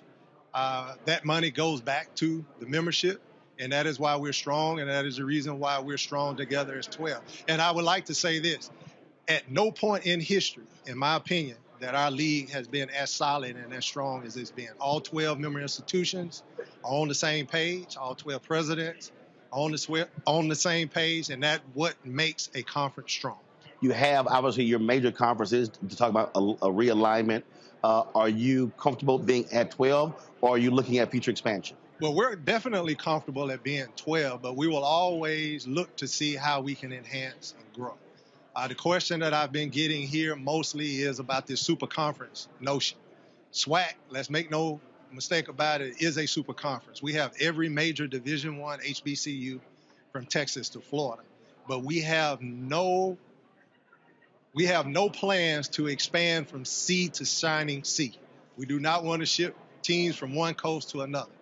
If there's an institution that fits our brand. And that's because there's an economic cost to that. Economic cost to it. If it fits our brand, if it fits our academic profile, we're going to be open to look at it. We established a sustainability committee, which is comprised of several presidents and others throughout the conference to take a look at the landscape and not only ensure that we're in position to be able to look at individual schools coming in, but to ensure that we're doing what we're supposed to do to maintain the stability of our 12-member institutions. And again, that goes back to me creating those revenue sources that we give back to the membership. There's one school, you could probably guess who that is, but based upon their academics, based upon their competitiveness on the field, the Southwestern Athletic Conference distributed over $3.2 million to them.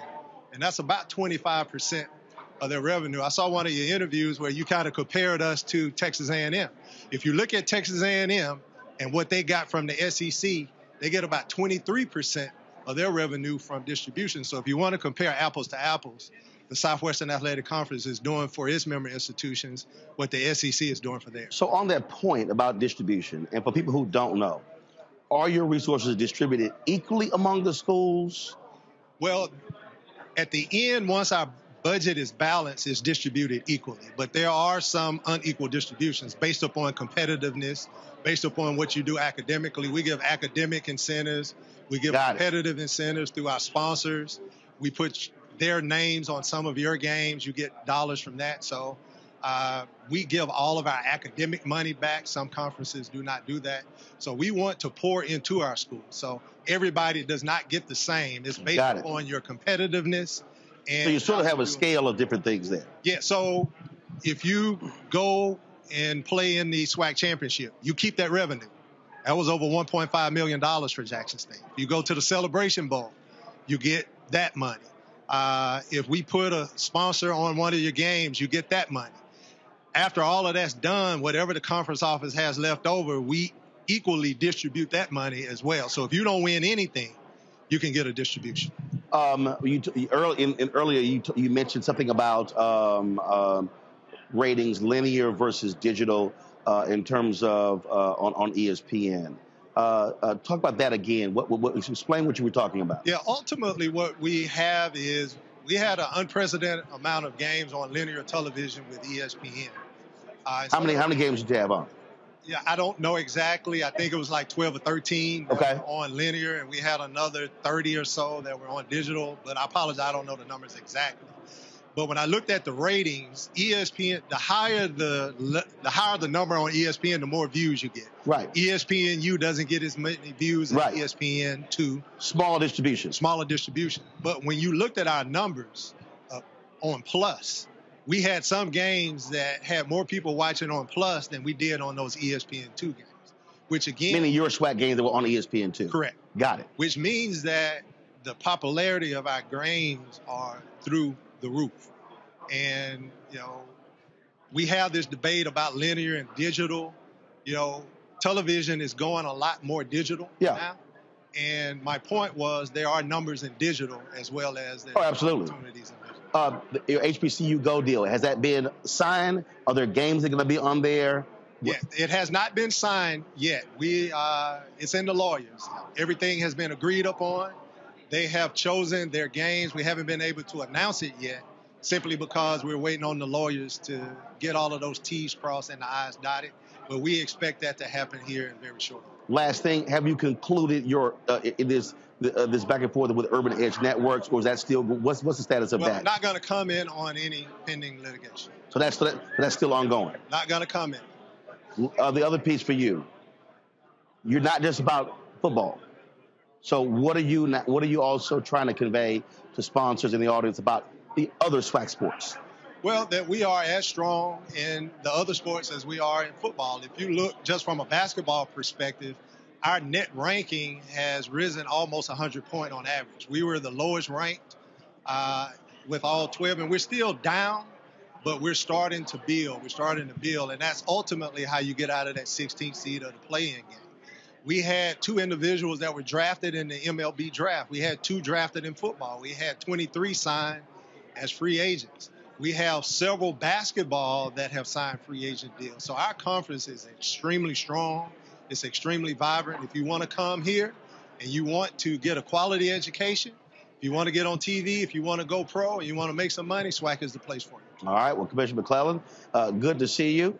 And long way from Prairie View, but it should be an exciting year coming up for your member institutions. Appreciate it. And thanks for being here. Deion said they plan to dominate, so I'm sure the other coaches are happy to hear that. Hey, I just need a Celebration Bowl win. The regular season for me will take care of itself. You got to take care of business in the Celebration Bowl. Okay. All right, Commissioner, we appreciate it. Thanks so much. Thank you for having me. We'll see you at the MEAC SWAC.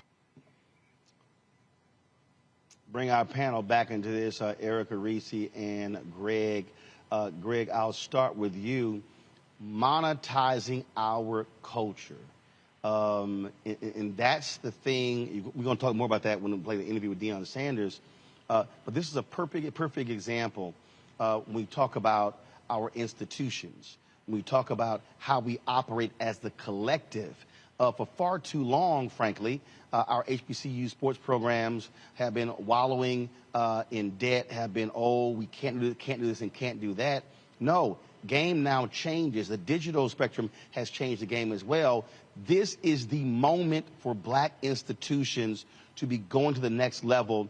And whether it's talking about an HBCU athletic conference, whether we're talking about black-owned media, whether we're talking about black organizations. I agree, Roland. That was an intriguing conversation, brother, and a very important one. I think we are at a critical moment that is really part of, I suppose, as I'm sitting here thinking about listening, it's almost like a 3-act play. Act 1 was apartheid, Jim Crow. That's when you had the HBCU rosters, because of apartheid, literally the best athletes, student athletes, I might add, excellent in the classroom as well as on the field, in the country, some of the best in the world, across sports, football, basketball. This is the period. And then there was desegregation, which really for college athletics became a route for these historically white schools to cherry pick the Negroes they wanted. And during that period, there were still phenomenal athletes at HBCUs who went on to achieve incredible professional careers. Too Tall Jones, Tennessee State, the great Jerry Rice at Mississippi Valley, of course, Walter Payton at Jackson State, so forth and so on, Doug Williams at Grambling. And now we're in Act 3. Having cherry-picked from the HBCU rosters, these historically white colleges run as plantations, using black slave labor to enrich themselves, at least at the top of the food chain, as Bill Roden has written in his book, $40 Million Slaves and Others, not just the professional game, but the college game. And for years, cherry-picking the brains of the best black college coaches. I think of Joe Gillum Sr. at Tennessee State, for example. The pro coaches would come and pick his brain because many of the things you see in professional football now were cherry-picked from the minds of black coaches like Eddie Robinson and others, and John Merritt and others. But in Act 3, now, but particularly because of the white nationalists and the racism that is now impacting our people, you're seeing black folk begin to turn to black institutions again.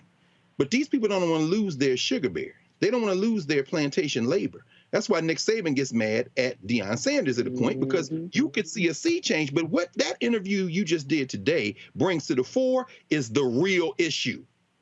This is why Deion Sanders' comments the other day about, us maybe looking at traditions differently, it's probably a little bit problematic for me, because those traditions were the same from apartheid through desegregation to this moment of fascination with blackness. And by the way, white bands like LSU and Ole Miss copying HBCU band songs like Talking at the Side of Your Neck. Check that out. What you see now is the SWAC is saying, we will move forward together.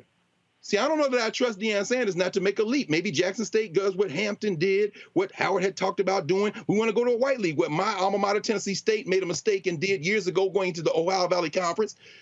But the SWAC is saying, no, we will be. The MEAC, we will be. And even though he can't comment, and he says we ain't going to be coast-to-coast league, I got my eye on North Carolina A&T. I wish Eddie George and Tennessee State could convince them to join the SWAC like we should have done decades ago. But we are now in the end game.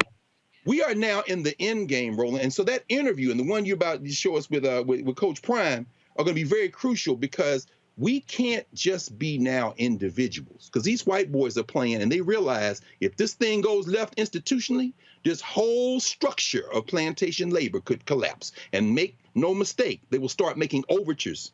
They already have, I'm sure, to Coach Prime at Jackson State. They'll start making overtures to Grambling and say, well, why don't you leave them other Negroes and come join us in this revamped Big 10 or Big 12? The day, it may not be that far off. So that interview today, man, I think that should be played on a loop for us to understand. Individuals don't beat institutions. Yeah. Reese, we're gonna unpack this thing further for the interview I'm gonna play next with Coach Deion Sanders. But what we're talking about is literally what we're doing here at the Black Star Network, what we're seeing happen in other ways. What I keep yelling and screaming to black people is that we have made other people uber rich off of our culture. Yeah. And if there is any moment for us to say, how about we make ourselves rich? How about we employ ourselves? And again, that quote from the nation's first black newspaper, we wish to plead our own cause, too long have others spoken for us. I mean, this is the moment. And so this is why every school, every athletic director, every president, every coach, every alumni president must be looking at this thing differently, trying to say, let's go out and get the best and the brightest of African Americans who are lawyers and accountants and media experts to know how do we get our full worth in this moment.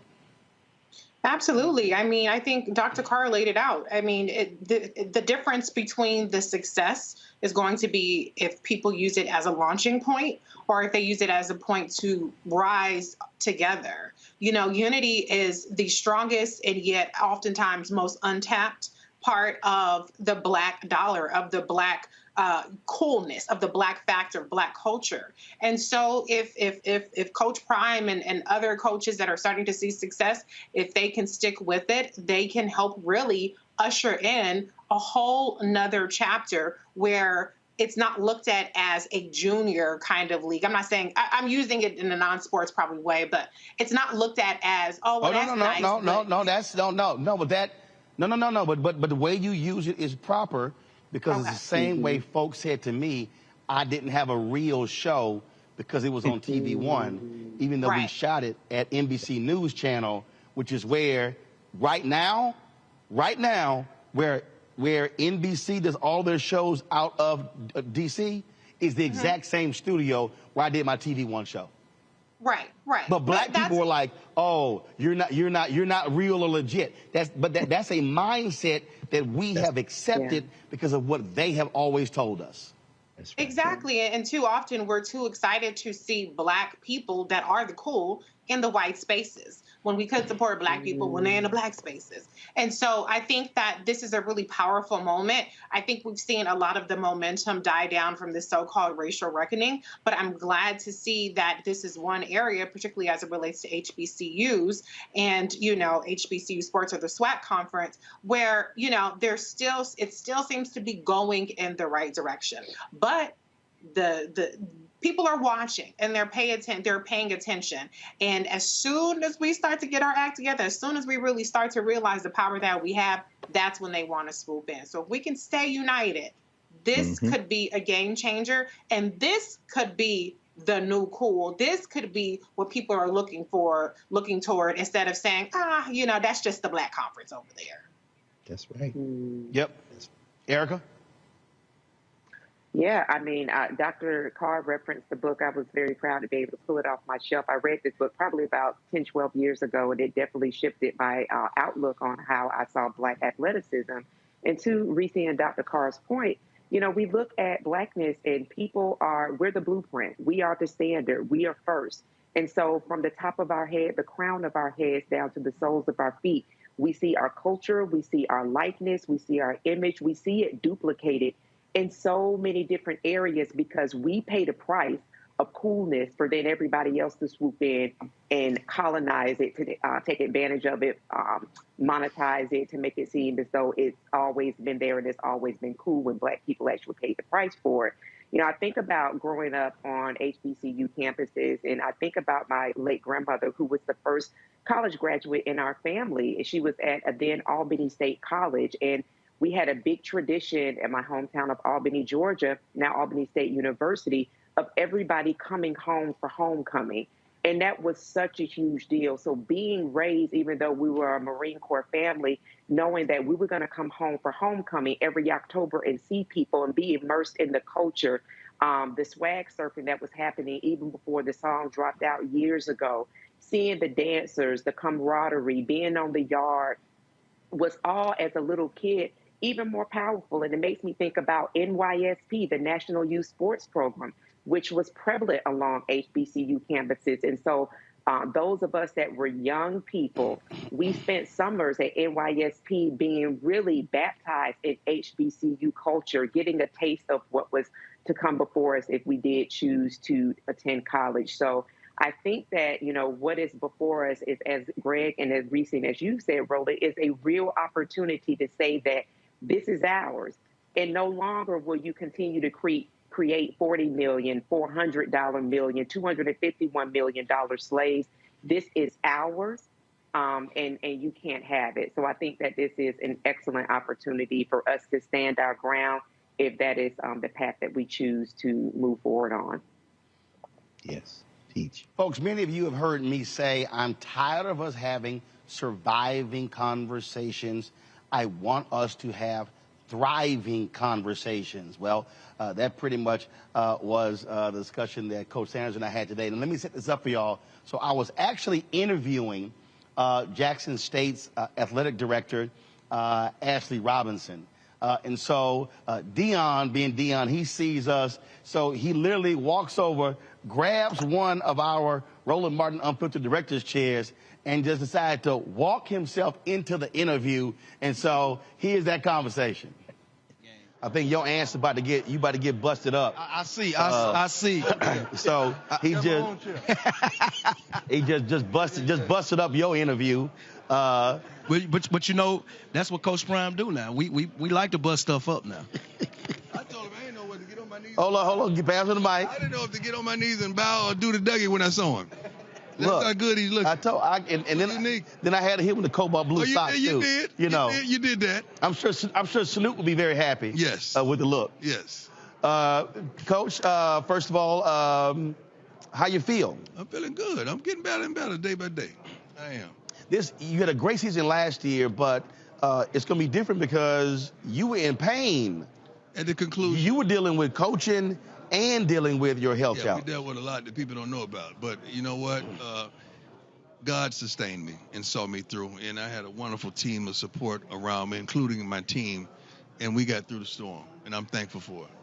We were just talking about the monetization. No, he answered it, so you can answer this here. We were talking about monetization. And what I've said is we've been successful at making a whole bunch of other people rich off of our culture. True. I've been saying now it's time for us to make us financially powerful from our own culture. Who is us? No, when I say us, I'm meaning African Americans, black people who are creating apps, black people who are creating media companies, black people who are creating technology companies. And I'm like, yo, you know, you take technology. Boy, we took Clubhouse from nothing to a $4 billion evaluation in 9 months. Right. Isaac Hayes III out there creating a fan base, building that social media app. I got people coming up to me saying, man, I really wish you get a show on MSNBC. And I'm like, no, I'm good. How about I create my own media company? We gotta still stick together. That's the problem. We do it and we're separate. In silos. We got to do it in unity. Because something that I may be great at, you may have the other piece of that. Right. So that we're exceptional. Right. But I don't want to hoard that because I don't want you to get in that, and that's the problem. See, right now, that's what's happening with the SWAC. Now people are starting to see value in the SWAC, so they're coming from everywhere. They want to invest in this. They want to put money in that. They want to be a piece of that. Let's get together and talk about this instead of trying to get something and just sift from it. Right. Yeah, we need to unify and make it. We need to perfect it before we package it, then sell it. Well, the night before he was killed, April 3rd, 1968, in his speech at Mason Temple, Dr. King said, black people individually are poor, but collectively we have one of the largest economies in the world. Yes. He said, if we don't practice collective economics, then we don't move forward. That's what he said the night before he was killed. Told. Not one lie told. And we're still in a deficit when it comes to that. That's what we're trying to do. And I'm thankful for this man granting me the opportunity to come here and do what God has called me to do. But it does not come without complications. Oh, yeah. It does not come without ignorance and adolescence. But we're fighting and walking through the storm because we're challenged to get it done. And we're going to get it done, ain't we? Sir, we're going to definitely get it done. When you talk about this amount of attention, you've always understood marketing, understood media. And what now happens is, you talk about the collective, other folks now have to realize, hey, guess what? We've been asleep at the wheel. We got to be far more aggressive with social media. We got to be far more aggressive in communicating a message. And right. I've always said that HBCUs have been a potential gold mine. I love the words you chose are so spectacular because it's potential. We got to get our business practices better, my brother. We got to understand our worth, and we got to clean up our house so that we can reach our full potential. In my young tenure as a coach and working with this man has been tremendous, but we've gleaned from one another, and we're trying to elevate, and not just elevate with us at Jackson. We're trying to elevate the whole entire SWAC because of where we've been. Right. See, it's something for some of these other media outlets to talk that talk, but ain't too many of them have been where you've been and what you've done and what you've accomplished and what you're still accomplishing. So when you're talking, either you're going to keep going ahead or you're going to stop and wait. Mm-hmm. And that's the challenge. We don't want to stop and wait, man. We're trying to go. We're trying to go, and we're trying to advance every darn possibility of Jackson State and Jackson State football. I did a breakdown on my show when y'all made the decision to pull out of the Southern Heritage Classic. And we had this whole big back and forth with my audience. And I explained to them, I said, guys, I didn't go to HBCU, but I was spoken on 65 of them. 65. I said, now a bunch of y'all ain't even been to 65 HBCUs. So I've had 65 conversations with presidents, with ADs, with professors. I'm like, so don't act like I don't know. Right. And I was talking to one who said they couldn't bring their band to a classic because they wouldn't get enough money. I said, if you can't bring the band, I said, that go with the football team. And I'm like, guys, I said, this comes down to economics. It comes down to how What does not come down to economics? Right. I said, in America, there's only one. In sports, just sports. What does not come down? All this movement in these SEC. It's all money. You know, it's business. So what does not come down to economics? Right. So if we make a decision, don't you think we've sat down and really talked about it and analyzed it and say what's best for the kids and what's best for Jackson State? Business, man. See, you said something that I loved when you said, when you said, what does that mean doing it for the culture? I saw the video, I said, yes. Okay, he been listening to me too. Because trust me, I said, it's literally the same thing. When somebody says doing it for the culture, the first thing that I go is, who is economically benefiting from that very thing? And that's the piece. What is the culture? Right. How many rivals did we really have? How many rivals? Who is it? Alcorn? And who? I'm sorry, I pronounced it wrong. Alcorn in Southern. Kid ain't no other rival. Ain't no other rival. So tell me about the culture. So when we play Prairie View, are you at the game? When we play Bethune, are you there? Who else? Who else? When we play these other schools, are you there? Are you support Texas? Are you there? No, you ain't there. And then what I've been saying, if you're there, are you in the parking lot? Or are you in the stadium? And then we're trying to fix that too. Oh, Doc, look, one charge. Boom, you in, you in. That's it. You ain't gonna get in and be out. You should be in and in. What did the NFL do? NFL said, oh, y'all want to come tailgate? There's a tailgate fee. There you go. You ain't got to go to the game. There's going to be a tailgate fee. We got to stop this because we want to compete with the others. And you know what I'm talking about. So we need to act like the others. They don't have no problem with a home game. A home game, they don't give a darn who's on the schedule. They coming. Because they know they'll show up. They coming. We got to get to that point where we're supporting in full. Not only that, 11%. You know it's 11% of graduates, alumni give? Right. Well, first of all, and that's actually skewed because a Claflin is above 50, actually 5. I'm being generous. Yeah, you've been real generous. Being generous. You've been real generous. It's really 5. So that means that 95% of the folks walking around with the university's logo and hat haven't sent not a dollar, haven't sent a penny. And I'm like, folks. But you got an opinion. Right. But you got $100 worth of opinion. Right. But so that is we talk about redefining the culture and redefining the mindset. Well, don't get me started. See, you get me started. You got to stop. But I do this every day. So this these are the conversations we have. Right. And this is the conversation I purposely have on air because when somebody says, well, if our black celebrities give, and I walk them through and I say, guys, political campaigns, most donations are $20, $25. I'm like, come on. I said, you can't say I love an institution if you don't send a check. Yeah, that's not our black celebrities' responsibilities. Their responsibilities is to them and their families. That's not their responsibility. They hadn't attended HBCU and they don't even understand the ramifications and what a HBCU will garnish you. I mean, we have two main factors. Our main 2 goals. When a kid comes to me, his mama want to know 2 things, and his father. What you gonna feed my kid? And where my kid gonna lay his head? Let's start right there. Now the first line. Let's start right there. I know somebody watching. That first line, I know for a fact, is a huge deal because I've talked to other players, and we saw this even at major universities when NCAA had to change the rules. But cats were like, dog, we can't eat on the weekend because the cafeteria's closed. Let me tell you something. That's a big deal. That's one thing that AD, and I appreciate him, we had to address immediately.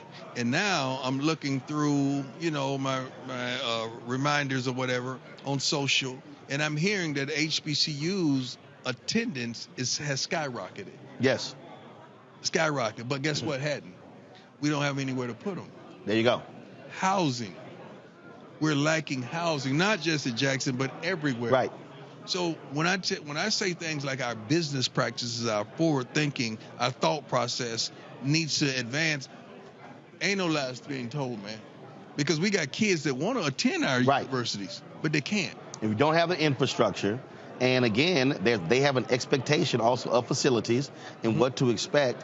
And if you say you can't compete, say, well, just because. Come here just because. No. You got to. And you can't be all about the culture because they're going to say, what does that mean? When a parent says, what does that mean? What you going to say?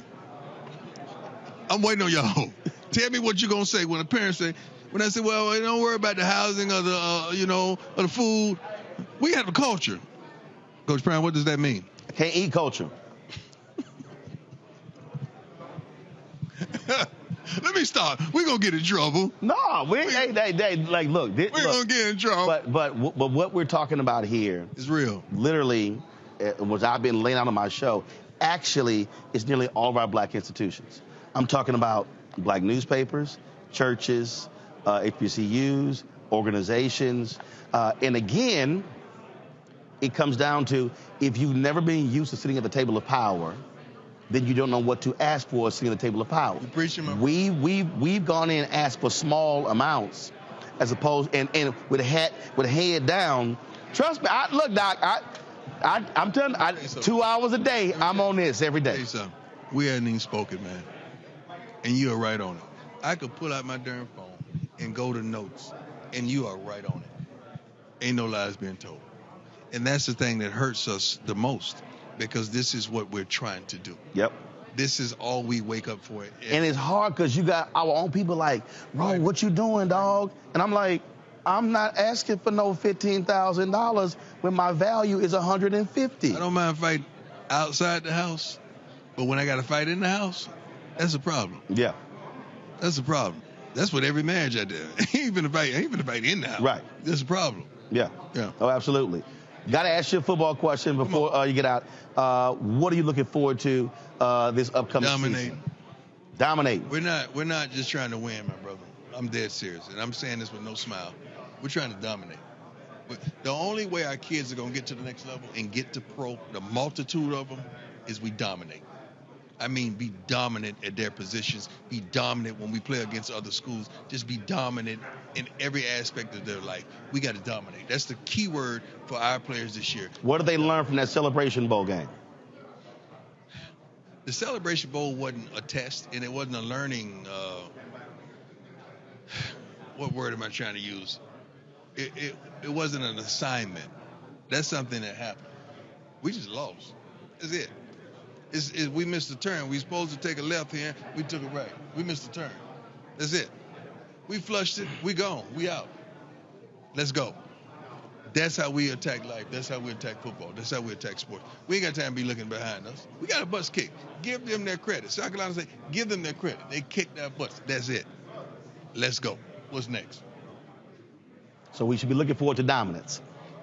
In every phase. In the classroom, in the community, and on the field. In every darn phase. All right. Appreciate you. Coach, always good to see you. You too. Ashley, good to see you. He's so clean, you're dirty. He's so clean, he's dirty. And I look forward to popping into one of the games this year. All right, folks, let's bring back my panel, Greg, Reese, Erica. We're also joined by my man, Scotty. All right, folks. The host of Off Script TV. Scotty is going to be contributing for the Black Star Network this fall, giving us HBCU updates. Glad to have everybody here. Before I go to Scotty, I'm going to go back. So, Greg, I hope people were paying attention. That was not a sports conversation we were just having. That was a hashtag Black economic social justice conversation we were having. Yeah, I'm not sure, Roland. I think the most. I was waiting for Dr. Carr. I think the most important answer that Deion Sanders gave you, the word he used was adolescence. What he don't know about black colleges is a lot. If you want to know what culture, what does that mean? Well, in addition to the band, in addition to the businesses, in addition to the vendors and those who always stay outside the stadium, I agree with that. You got to monetize that. In addition to the monetary value of those people who go to those schools and get those degrees and contribute to the communities, I think what Brother Sanders I think a good question, for example, when he talks about alumni giving, maybe ask him, well, what's the general alumni rate for the almost 1,500 colleges and universities in the country? That number would be 8%. Now, if you're talking about Ohio State, where I went to undergrad and never went inside the damn stadium, it's about 20%. Harvard leads in the mid-40s. But most schools don't have alumni support. Now, if you start talking about what that means in terms of athletics, and we won't even deal with housing or any of that, because the reason there are housing shortages at HBCUs in addition to budgets, and most of our public HBCUs are trapped in the South where the white national state legislatures have been trying to strangle them for years. So I understand, what he has to understand is more than just winning on a football field. You better get some of them damn lawyers and some of them politicians to lie. So it means you're going to have to stray off into some stuff that when you was running up down field for Florida State University, you would never have gotten caught doing politics in Tallahassee, because them same crackers was trying to put Florida A&M out of business. So it's a little complicated, Deion. But at any rate, when you start talking about this question of housing, and I'll just mention that briefly, a lot of universities are getting out of the housing business. They're into privatization. So what you're seeing is young people are being squeezed out of housing and shoved it off campus. And many of our HBCUs are either in small towns or in state capitals where gentrification is real. It's a lot of moving parts, Deion, a lot of moving parts. But I'm saying adolescence, you're just getting this under your belt. But when you say on one hand that you're talking about us coming together, and then another hand, you got to kind of eschew some of these traditions and perhaps we want to dominate. I hear somebody who may not be long for the HBCU world who's got his left eye on something else. And when you start talking about copying white folks, understand that you are literally going to run into the buzzsaw called white supremacy, because you're beloved at Florida State. Well, at least until you start stealing some of them Negroes come play for you. Now, the problem, however, is when you look at the culture of these schools that you want to join on the athletic side, their absolute culture is based on white nationalism. When Tennessee State joined the Ohio Valley Conference, for example, one of the reasons the OVC wanted Tennessee State is because black folk would travel to see Tennessee State.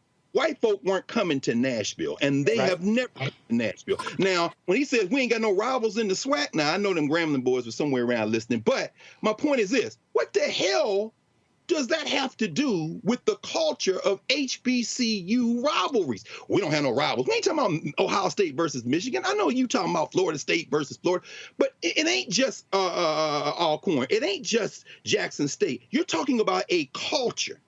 And it's very clear to me, if you go to downtown Grambling, and I've been there several times on a football day, all the businesses get fed, and ain't nobody doing anything other than when things stop when Grambling plays football. I don't care who's in the stadium. Deion has a lot more to learn, and I'm afraid we might be looking at somebody who may not be long for the HBC world.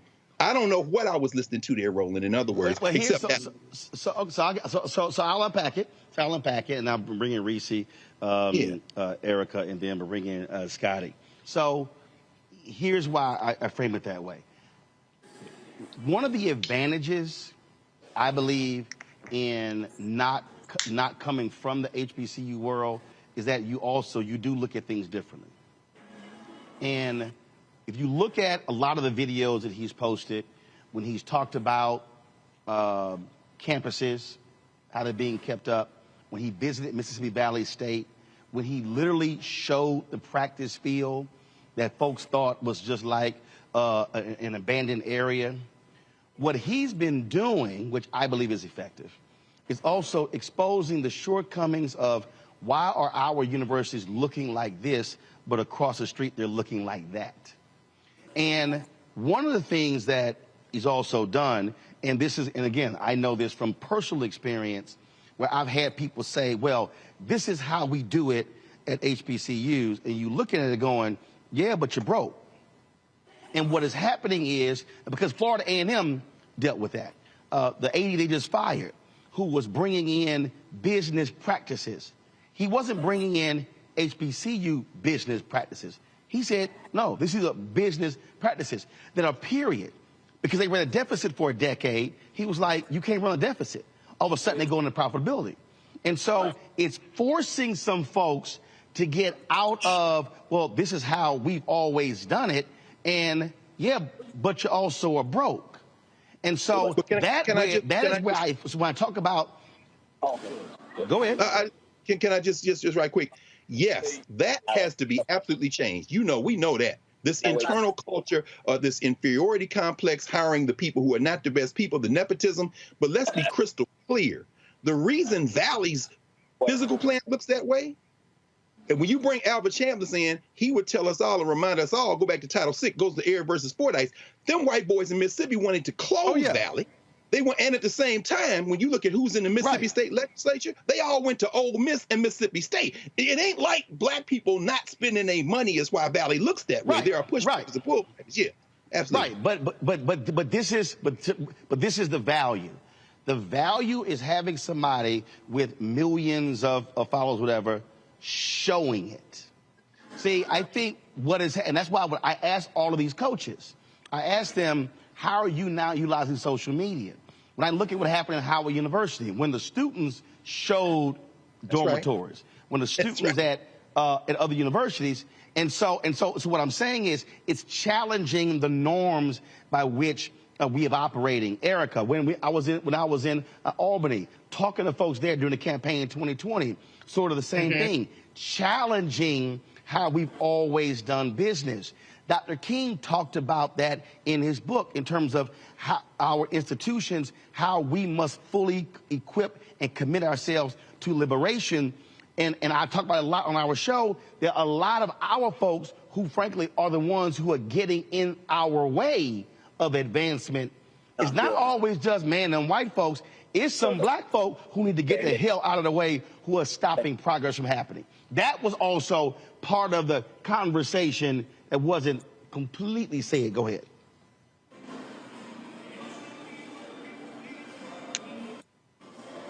Erica, go ahead. Erica, hear me? Yeah, I can hear you. All right, Erica's on you. Can y'all hear me? So some of the things that were within the conversation that you all had with regard to HBCUs, and just remembering what HBCUs, that there was an influx of students during the previous administration because it was a safe haven. Students felt safe being at HBCUs. Students felt more safe being under the instruction of folks that look like them. So when we start barreling down, kind of understanding that these institutions are in fact businesses, but what has stood the test of time has been what has been inside of these institutions of people, which is why I said earlier in my comment when I talked about the rich history of an Albany State College, now Albany State University, and how many of our family members would make sure that every October that we would sojourner home, even for the folks that did not graduate from Albany State College or Albany State University.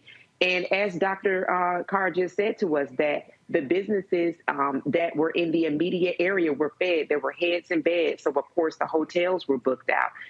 Those mom and pop shops were taken care of. Institutions that maybe did not get an influx of business throughout the year were definitely taken care of during that homecoming time period. So I think that the essence and the richness that has been developed over many, many decades of HBCUs is something that still needs to be captured by those body of students that do seek it for not only education purposes, but also seek them as refuges as well. Reese, the point we were talking about, with the tailgating, one of the things that someone sent out the other day, a roundup of the top most attended games, and I think Jackson State was like 40,000+, but the next school was like 20 or 18, then went down, down, down. We know people say, oh, we going for the halftime show. And I was talking to one university president who was complaining about the lack of ticket sales, but the thousands who were in the parking lot for tailgating. And I literally said, charge their ass. I said, Doc, if they coming on your parking lot tailgating, charge their ass. I said, if they ain't buying a ticket to the game, charge their ass to come tailgate. I said, because here's the deal. You can't, it's the same thing I keep talking about with this show. You can't say, Roland, man, we need to have black folks covering our stuff. You can't get on the plane for free. You can't get on the road for free.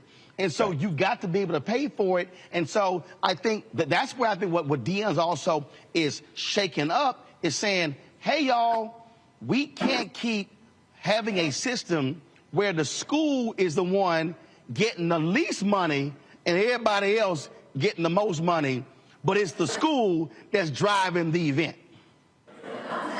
Yeah, I mean, it's a very layered conversation because what I got out of the conversation is there's one providing something of value, which is what Deion, I think, is really trying to get at, is saying, hey, we have to provide value so that, by whether it be through housing, whether it be through food security or food options, et cetera, et cetera. But then there's the other aspect of valuing what's on the table. And that's where the tailgating and things come in. I think where it gets a little tricky is it sounds just a smidge elitist at times, because when you kind of center it in terms of like, look at how the white schools are doing so much better and they're doing this right and we aren't. And it kind of sounds like pull yourself up by your bootstraps, not really recognizing the things that Dr. Carr pointed out in terms of the institutional racism that has created these disparities between what HBCUs have access to as opposed to predominantly white institutions. That's when it starts to get a little tricky. And I think for Deion Sanders, he comes from a football excellence, football culture, and HBCU excellence isn't necessarily football excellence or sports excellence. So bridging that gap is really the challenge, where he has a little bit of a learning curve in terms of understanding what truly HBCU excellence is about. It's not just about football. It's not just about sports. It's not just about how nice a stadium is or, different facilities. It's about something much deeper than that. So I think if they can bridge that, we could really get somewhere. But it also does, regardless of, buildings, regardless of whatever else, Black people, first and foremost, have to value our institutions in a number of ways. We have to value the HBCU games just as much as we value the NBA games. Or I know a lot of Black folks that didn't go to Ohio State, didn't go to Michigan, didn't go to my school, UCLA, didn't go to a lot of places, SC, but you see them decked out. I ran into Snoop Dogg, decked out from head to toe in USC attire. So once we start valuing even institutions we didn't necessarily go to, because I value HBCUs, I didn't go to one, then we start to get somewhere. But we have to have the conversation, I think, in a way that recognizes that we all have a little bit of work to do. Teach. I want to bring in my man Scotty, Off Script TV. Glad to have you here, Scotty. You were at SEC Media Day, and you saw what that looked like. You cover these games, you cover what's happening here. Again, I think what is happening, not just Deion at Jackson State, but look, Hugh Jackson at Grambling State is asking questions and demanding things and saying, hey, we got to elevate this thing, because this generation of athletes is like, yo, if the facilities aren't up to par, we're not coming. And so again, if we're talking about competing, because the reality is this is competing with Power 5. HBCUs can provide something that they cannot provide, but we've got to make sure, what Deion was saying in our interview, that our house is in order. It's no different when I say, when we roll up to cover something, we gonna look good, we gonna sound good, our stuff is gonna be straight, and ain't nobody gonna say our stuff look raggedy. That's the whole point. We gonna give our folks quality. Scotty, go ahead. For me, and I apologize for the background, I'm at a mixer, but for me, it's what I always get when I talk to HBCU alums is they always talk about what they are or what they can be, but they're not cultivating their backyard. You're not getting every ounce of what you have right now. You're signing bad contracts. You're getting into bad deals. You're doing bad decisions, but yet you want to move and grow forward. They always say, why do lottery winners lose all their money in the next 3 or 4 years? It's because their mindset never changes. They don't understand what it's like to have that influx of money. You still keep doing the bad habits. So yes, if there's an influx of alumni giving, are there going to be better management of funds? Are there going to be better management of how things are getting placed and getting distributed? Those are the things you have to worry about. So HBCUs need to be focused on getting the infrastructure together, getting the right people in place in the office to then do what you're asking and grow from there. So, on that particular point that you raised there, that was why when I asked Commissioner McClellan in terms of your ESPN deal, your deal with HBCU Go, how are you driving the additional revenue sources? Because at the end of the day, broke is broke, and you simply cannot be having a thriving conversation if you're in constant survival mode. And so that really, I think, is forcing a change in how people are approaching and viewing how they're building these athletic departments. What have you been seeing and hearing as you've been talking to folks at these various institutions? Well, for me, let's look at the stream today. If anybody goes back and watch the ESPN3 stream, it was horrendous. SEC Media Day would have never looked like that. So you're allowing ESPN3 to treat you any type of way. They passing mics to one another. The audio's going in and out. They're not having the right overlays. But this is what you want to be on. You want to be on ESPN3. This is what you're getting. You're not even holding them accountable to giving you a stream worth the product that you're putting on the field. So how is anybody supposed to take you seriously? You know what I'm saying? I went to SEC Media Day at the College Football Hall of Fame. There is an HBCU section. You telling me you can't partner with the College Football Hall of Fame and put on the same event that the SEC Network did with ESPN? No, because they treating you like second-class citizens, and you're allowing it, and you're just happy to be in the building. So if anybody wants to believe or say, oh, ESPN is doing so much, what are they really doing for you? Because what I saw were a YouTube stream and your stream, Roland Martin, both outclassed the ESPN3 stream that you were so proud to be on. That doesn't make any sense. Well, I didn't see their stream, but damn, we looked that good? The sound was better. The shots were better. I mean, it was the overlays for the band. And you brought an aspect that ESPN3 didn't even have. And when you're on I don't want to say nationally, but when you're on a digitally televised event and the coaches are passing the mics from one player to another because it doesn't work, something's not right. Again, you're absolutely right. It's all a matter of making sure your stuff is straight. and clean. Scotty, I know you're at an event. I appreciate it. We're going to have more from you talking about HBCU sports coming up. The season is going to be beginning, and so we look forward to having you on every week, previewing games and telling people what to look out for. Thank you, Roland Martin. Appreciate you guys. Thanks a bunch. Folks, go to follow Offscript on Instagram, on Twitter, and also subscribe to his YouTube channel. Folks, we didn't just talk to Coach Sanders. We did catch up with man Hugh Jackson, who is the new head football coach at Grambling State. Here's our conversation. Coach Jackson, how you doing? Continue laying It's out an honor our to sit here with findings the to the great American Roland people. Martin. Man, glad But to as see that you. work goes Saw you a forward, few months ago when I was on a campus. number of facts we are drove clear. around, had a good time. There can be no we had a doubt basketball that game there there. was Yes. a coordinated, And so y'all, I was messing multi-step with Coach effort earlier because y'all to know the overturn Grambling an colors election are really black and overseen gold. and directed Eddie Robinson threw that little by red Donald in Trump. there. And so There can be earlier, no doubt that he commanded a Coach mob. had he had the outfits on. You need to airdrop me some of those photos. I got to show y'all these photos of the suits. He's rocking. The teams are rocking. So first of all, let's just talk about that. In terms of the look Yes. that you want for your team. Well, Roland, I think it's important that we be clean all the time. I think the two student athletes that came with me, I wanted this to be an unbelievable experience for them. This is a chance for us to come and have people see what Grambling is going to be.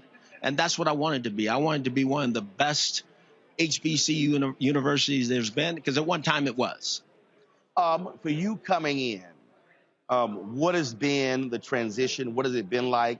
What have you identified beyond the team itself as critical needs to upgrade the program? You know, Roland, the critical needs that we have is probably the same throughout every school in the HBCU space. We need more resources. We need to have a better environment for our student athletes to be the best they can be. I think we got to value our student athletes more than what we have. And when I'm talking about that, I'm talking about weight rooms, nutrition, recovery. I think all those things we can be better at, and we should be better at. It's interesting. When I was talking to Coach Sanders, he said the first thing a mama or daddy says is, "Are you going to take care of my son when it comes to eating?" And I stopped. I said, and that's something that, again, the average person that just assumes, oh, you've got these great cafeterias or whatever. But that is a huge piece right there in terms of making sure your players are getting proper nutrients. Yes. Because a lot of them, their backgrounds, where they're coming from, I mean, that's a huge thing. You just said it, Roland. Most of these young men are used to only having one meal. 1 meal a day. And so that's not the environment we should provide. And it's not the environment that we do provide. There's a breakfast, lunch, and dinner format that is in place, but we have to do that even better for them, because there's guys that need to gain weight. There's guys that need to lose weight. There's guys that are in between that need to maintain their weight. So you have to find a way as a university to manage those things. In terms of this being for you, you come in high. Folks are excited. Then you choose an offensive coordinator, Art Browse, causes a natural controversy. Mm-hmm. Then he has to leave. And so what has an adjustment been like for you? Just again, dealing with all that, where every move you make is a major deal. It is. And you said it, Roland. Every move that we've tried to make has been major. Before there was Art Browse, there was Ted White, who left to go to Houston Texans. He was my coordinator. And then there was Art. And so I just made a decision after Art that I'm going to go back and do it myself. When you take these jobs, you want to be involved in everything as the head coach, because you should be. But at the same time, when you see a need in an area, you have to take that on. And that's my expertise. And so I'm going to be the coordinator as well. I was talking to the commissioner earlier. He talked about $8.4 million being distributed to the SWAC schools. He talked about where they stand. You don't just bring a coaching background. You also bring, by being in the NFL, understanding that is a $15 billion a year enterprise. And so how have you been weighing in on the conference, saying how it needs to elevate itself to monetize these HBCU schools? It's interesting, Roland, because now is the time. You know, that's what the National Football League did. They looked at it and they grew together, made a decision. We're going to work together and build it. And they've become legendary. The National Football League will be legendary. Now it's time for the HBCUs to do the same. We need to work together, not work against each other, to build this brand right, because we do. We have a tremendous opportunity with all these great coaches, all these great players to do something legendary, but we have to do it together, and we got to make the right moves and the right decisions as we move forward to build this brand better than what it's been. When you talk to your other coaches, and they're talking about, obviously, their programs, what needs are, things along those lines, what are y'all also conveying how you speak as a collective as opposed to individual schools? You just said it. I think it's time for us to unite. I think every coach, we all have things that we need. We all have things that we can do better. But we need to be able to talk about those things in public. You know, we talk about a lot of things in private. You know, we all know that normally things are talked about in private and things are happen in public, but we gotta get this changed. We need to talk about these things in public, so hopefully in private we can move the needle for what we truly believe our student athletes need. All right, y'all. Speaking of student athletes, I had a conversation with a couple of Jackson State players, and we talked about football. We talked about all those different things. You had Shiloh Sanders. You had the #1 dual threat quarterback in the country, Travis Hunter. Boy, the Power 5 schools were hot that Deion got him. Now, I don't know how in the hell Greg, Reese, and Erica, we got around talking about fishing, but the conversation sure went sideways real fast. So, I mean, I pretty much just do my own thing. I like to fish a lot, so I'll probably be fishing more times than I'll be. So you like fishing? Yeah, that's all I do is fish. Oh, well, you know, his dad loves fishing. Smoked them already. Oh, you smoked them? Out of there. I love it. You say you did? Yeah, they don't want no work with me, man. I fish at my house. I don't like fishing in ponds. Oh, really? It's at the crib. It's okay. We was on the pond. Yeah, we was at the pond. We wasn't at my house. So y'all had a fishing competition? Yeah, we went. Where we go? We went to Academy Sports. Yeah, we went to Academy Sports, little fishing tournament, and you know, I ain't really catch anything because that's not what I'm used to. I'm used to fishing in my backyard. See, but look, I ain't never been on no lake in there. That was my first time being on the boat. Yeah, that's the first time being on the boat. So it's different though. Okay, you smiling real hard. You like because he got the up on me in that. So I don't, I let him have fish. They play around. I fish. Whoa. You fish play around. You said they play around. You fish. Wherever I go, I'm gonna fish. Yeah, he will. I don't know how. It's too boring for me. See, you trying to catch bluegills. Who want to catch a panfish? That's not fun. No, I'm playing golf. Y'all can fish all. Y'all can fish all day long. I'm gonna make me some birdies. No, I can't do that. I can't agree with the golf. Man. My QB coach just started doing that. You can't agree with the golf, man. You know the folk I've connected with in golf around the world. That's but that's different though. That's different though. Like you said, I'm not. I like doing stuff I like to do. I know me going on a golfing course. That's not what I want to do. So because you know how to swing. See, but look, you don't know how to fish. That's why you don't like fishing. No, I fished when I was young. I fell asleep. It was too boring. It's too slow. Because you don't know how to fish. Yeah. Well, y'all fish fast? Is that what you say? Yeah, I fish fast. Yeah, we catch. Okay. Fishing, we catch. All right. We're gonna catch. What time you gotta get up in the morning to go fish? It don't matter what time. No, it don't matter what time. As long as you use the right thing, as long as you know how to fish, you're gonna catch a fish. No, dog, I gotta play golf. Y'all had that. I'll be on the golf. I'm gonna catch birdies. I'm gonna catch birdies. Just invite me to the golf course and I'll fish your ponds for you, all right? Huh? Yeah, he'll fish in the pond. Well, we'll see what that golf swing look like. So, yeah, we'll see what that. I can do a little something. I can't do too much. Okay, well, I can. I'm a 6.5 handicap. Never mind, you got that. I don't even know what that means. You know what that means? That means I'm damn good. Oh, okay. that means I can golf my ball. The only golfing I do is Top Golf, man. That's it. That's the only swing I can do. Video, Instagram, Deion Sanders Jr. Go check it out. Man, come on. That ain't golf. What is it? It's all good. I'm going to put my Top Golf clip where I hit the ball far on my story today. Y'all go check it out. Did he go straight or did he go far left or right? Straight. What you mean? Okay, yeah. I ain't say I was consistent with it, but I hit one. Oh, okay. All right. I'll be looking forward to that video, seeing that particular video there. So, yeah. So, okay. So with this fishing thing, do y'all have y'all plan on having a competition during the season or? No, not during the season. See, we playing football during the season. Yeah, we always on football during the season. Then, yeah, but I'm saying, like I said, over a break, maybe a bye week or something, I'll tell him, come to my house, throw him in that pond, man. Let him do what he got to do. Cook some fish, have the chef come over, do what he do. You don't seem to be. Look, he got a chef. Yeah, I'm cooking my own fish. You don't seem to be sold. I'm doing all that myself. So you gonna scale it and do all that? I'm doing all that. But that's what I'm saying. You could do it. But I ain't gonna trust what you're doing, though. Don't trust it. We can eat like a family, though. I'm gonna eat my fish, you eat yours. Yeah, for sure. Right? But see, what your deal is, what you're saying is, he talking about in the backyard. Your deal is, you can do it anywhere. Yeah, I'm anywhere. I can go in his backyard and smoke him in his own backyard. Ooh. Nah, he probably can. That's the thing. Like what I'm saying, I'm not gonna talk about something I'm not like great in. I can fish, but I'm not great in fishing. Gotcha. Well, just like I said, golf. Just so you know, that's a golf swing right there.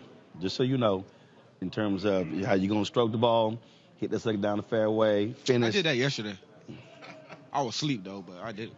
Oh, you were asleep? Yeah, I did it. Right. You had that golf turn with that boot on your foot, huh? Uh-huh. Yeah, okay, all right. I was asleep. Yeah, you were asleep. That precisely it. All right. Gentlemen, good to see you. Good luck this season. And look forward to seeing how you perform on the field. Thank you. All right, and let's. All right, Erica, Reese, and Greg. Let me see. I think out of three of y'all, I think, Erica, you probably fish, huh? Absolutely not. I am from the South. I do not like flies, mosquitoes, worms, none of that. Absolutely not. I have gotten plenty of Erica, you can't go outside. My ass. Well, I mean, I do, but I'm saying I have gotten plenty of whoopings for acting the ass on a fishing trip. I'm not trying to do it. I don't want to be out there with bugs and worms and funk and guts. I'm not getting, no, it's a hard no. And I took my whooping like a real G. No question. And I went home. Absolutely. It's a hard pass. No, thank you. No Reese, question. you fish? You know I don't damn fish. Absolutely not. If I'm on the boat, there needs to be a Bluetooth, there needs to be some twerking, some cigars, and some whiskey. That's my idea. That's the only kind of fun I want to have on the boat.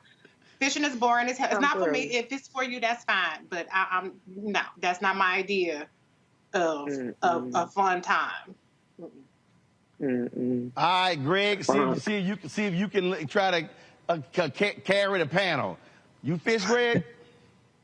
I haven't been fishing in years, but I can and have fished, and part of it is I left the South because it is a fishing culture, and Erica such gets. You know how it is. My daddy, my Uncle Aaron, they get to Georgia, and them Negroes pull out that ice chest and fill it up whatever they drink. Lord. If we was little boys, they wouldn't even trust us with the reel. They gave us them cane poles. I remember 5, 6 years old. That's the first time I ever seen us. That's the first time I ever seen a squirrel skin. My Uncle Doc standing there around everybody. He skinned that squirrel with that knife, and I'm standing there looking at him like, man, I guess this is what it takes to be a man. I must have been 6, 7 years old. But I'm saying I have to say that it makes me think of the late Greg Tate, who edited a book called Everything But the Burden. You see, that conversation that them two young brothers were having is exactly the kind of thing white folks love. Them old Southern boys, they like that kind of thing, but they didn't show that check. They didn't show that $5,000 check that Travis Hunter won from Academy Sports, which has about 260 stores around the country. They didn't, and young brother Sanders signed a name, imaging, and likeness deal with Beats by Dre. You saw him drop his website in there as you were talking. I did see that. That was smart. Of course. All look like fun and games till they start counting that money. Now, them boys at Florida State got mad when that young brother from West Palm Beach, was it West Palm? No, yeah, but you heard him say he never been on a boat, right? That's all cute when you run up and down the field for Florida State, but when you over there at Jackson State and the culture moves over there, it ain't funny no more. And I'll end with this. Yesterday, I was in class, and I told you I got these freshman basketball, football, and volleyball players, women and men.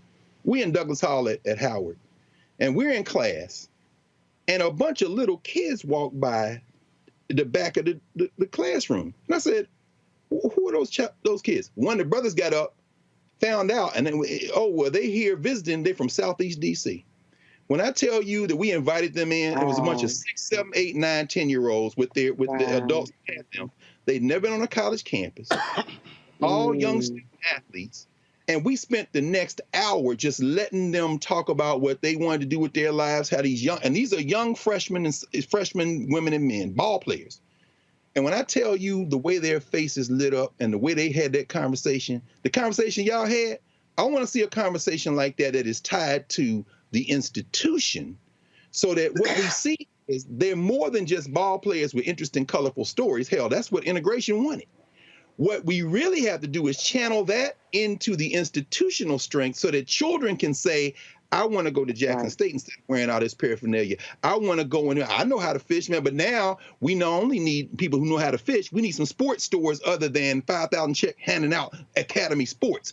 I need to become a lawyer so I can learn about name, imaging, and license so that, you know what I'm saying, so it ain't just Beats by Dre.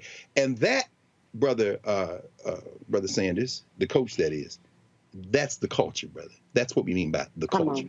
Anyway, but I'll stop. Exactly. And I just want to add to what Sandy, Greg said when I talked about NY. If I could just add quickly, that was the importance of NYSP when you talked about that. Made me think about what I mentioned before earlier. Having those athletes, and then we were on campus as well. And it would be great to see the statistics of the number of people that decided to attend HBCUs, primarily Albany State University. But the impact of being on campus for an entire summer with that student body, it leaves an indelible mark, and I know it will to those young folks as well too. That's right. Sandy W on YouTube says, to be truthful, Dr. Carr was probably reading a book in the boat. I wasn't in the boat. No, I'm not getting in the boat. Hey, man, let's be clear. Fishing, Roland, you told them with golf. Just like golf not a game, fishing not a game in the South, baby. Now, I told you they gave us the cane poles. We didn't get the good reels. They ain't mess around. No, sir. Yeah, now, and you had to cut your own sugar cane pole. Well, look, do understand. Just like they serious about fishing, I'm serious about golf. My plane landed at 8:42 yesterday in Birmingham. I got my bags by 9:15. I teed off at 10:55. And so I got in 18 holes, shot a 38 on the front, a 42 on the back. That's an 82. Some of y'all out there just saying, bring your ass if you want to play. Trust me, I take all your mortgage and your rent money. So had a good time, and so I'll be back in D.C. tomorrow. I got to go. The folks at the Birmingham Association of Black Journalists, they are having a reception for me and some of the other folks who are here in town. So we're gonna swing by there right now. Let me think. I'm gonna run my man the John interview, the John Grant interview for ESPN. We run it tomorrow on today's show. If y'all want to actually see our entire coverage of SWAC Media Day, just simply go to the Black Star Network app. You can see all of it. We actually carried it live, and so that's why we do what we do. And I'm gonna have to go look at the ESPN3 coverage to see what Scotty was talking about, so I can see what it looked like. But y'all understand how we roll and how we do what we do. We want to do more of this. We would love to financially be in a position to go to the CIAA Media Day, the MEAC Media Day, and all the other conferences to be able to give that sort of coverage. Because I keep saying this, y'all. I keep saying this. We don't have to keep asking them to cover our stuff. That's right. You heard what Scotty said. How our stuff looked, how ESPN stuff looked, and we ain't got Disney money. Oh, but if I did, you would know what would happen. And so this is why when y'all hear me fighting and advocating for us to get black-owned media dollars, it's to be able to do this, to send crews, and not just me. I can't go everywhere, but to hire other reporters and hosts and be able to do these things. And so that's why we do what we do. That's why we advocate as hard as we do, because this is about covering us. I mean, coming up, we're going to be, I got the email, I already knew about it, but for Saturday, Rock Nation is, just so y'all understand, again, I'm going to walk y'all through this, and this is just literally the next 7 days. Just so y'all understand, when we talk about blackness and what happens in black culture in terms of what we do when we talk about the culture, okay? So the folks at Rock Nation on Saturday, Rock Nation and the United Justice Coalition are having their inaugural social justice conference. Now, they got a bunch of folks on the list: Yo Gotti, Charlamagne the God, Ben Crump, Letitia James, Soledad O'Brien, Dr. Bernice King, the families of Eric Garner, Botham Jean, Antoine Rose, Terrence Crutcher, and others. They're talking about one big guest. They're having all these people talking about decriminalization of mental health, conditions of confinement, policing in America, all those different things. And don't understand, when I first heard about this here, first thing I sent them a note was, I said, yo, where in the hell is black media? Where's black media, black-owned media on the panel? So they hit me, and I said, listen. So they're asking us to cover it. I told them point blank, yo, y'all streaming it? No. I said, well, that's what we do. So we'll be there Saturday. Sunday, my man Wendell Haskins, Hampton graduate, he put on his original T golf classic where the money benefits to black golfers, this next generation of young cats who can't afford to be able to play. And so, baby, he's been doing it for years. He's honoring Alonzo Mourning. That golf tournament is on Sunday. I've been playing this tournament a number of years. We're going to be there covering that on Sunday. Monday, we're in New York City, Monday, Tuesday, and Wednesday, because the Jackie Robinson Museum is opening. Major League Baseball is going to be covering, but they don't have the exclusive. We're going to be live streaming, broadcasting from there as well, Monday, Tuesday, and Wednesday. So, folks, that's just what we're doing in the next 7 days. That's the culture. I dare the rest of these so-called new black media or even old black media, whatever. I want to know what y'all doing. What y'all doing? I'll wait. So understand this is what we are about. And so we're about covering these things that matter to us, speaking to our issues and concerns. So please support us in what we do, folks.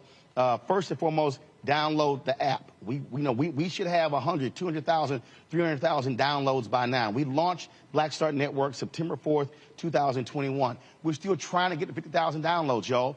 And so Apple phone, Android phone, Apple TV, Android TV, Roku, Amazon Fire TV, Xbox One, Samsung Smart TV. And when I say your dollars matter, I'm telling you your dollars matter. Listen. The stories are already happening right now. Digital ad spending slowing down. People are concerned, possible recession. And so you know what's going to happen? They catch a cold, we catch pneumonia. And so we want to be sure that we're in a position where we're still able to cover stuff, be able to pay salaries, all those different things. And so when you contribute your dollars, it matters. Our goal is to get 20,000 people annually who give on average $50 each. That's $4.19 a month, 13 cents a day, for us to be able to do what we do. And so, folks, trust me, when you give to Cash App or PayPal or Venmo or Zelle, or you send a check on money order, I can guarantee you that money is going to use for equipment, it's going to staff, it's going to travel, it's going to allow us to be able to continue to build and grow. I already told you we launched the Black Star Network September 4th, 2021. We already have 7 shows on the air. We got 2 other shows that I would love to launch. I would love by the end of the year to have a total of 10 shows on the air. We don't have millionaires and billionaires cutting checks, funding us. We're doing this. Again, I have not, people have approached me, hey, can I buy a piece? But if they aren't bringing value, I'm not interested. And so this is about us covering what matters to us and not having to ask people for permission to do so. And so please check some money orders. Go to P.O. Box 57196, Washington, D.C. 20037-0196. The Cash App is $RM Unfiltered. PayPal is R Martin Unfiltered. Venmo is RM Unfiltered. Zelle is Roland at RolandSMartin.com. Folks, the January 6th committee, their hearings have taken place. We are live streaming that as well. And so all you got to do is, when we sign off right now, click over to our other stream and watch the January 6th committee hearing right here on the Black Star Network. I'll see you guys back in D.C. tomorrow. Talk to you later. Holla!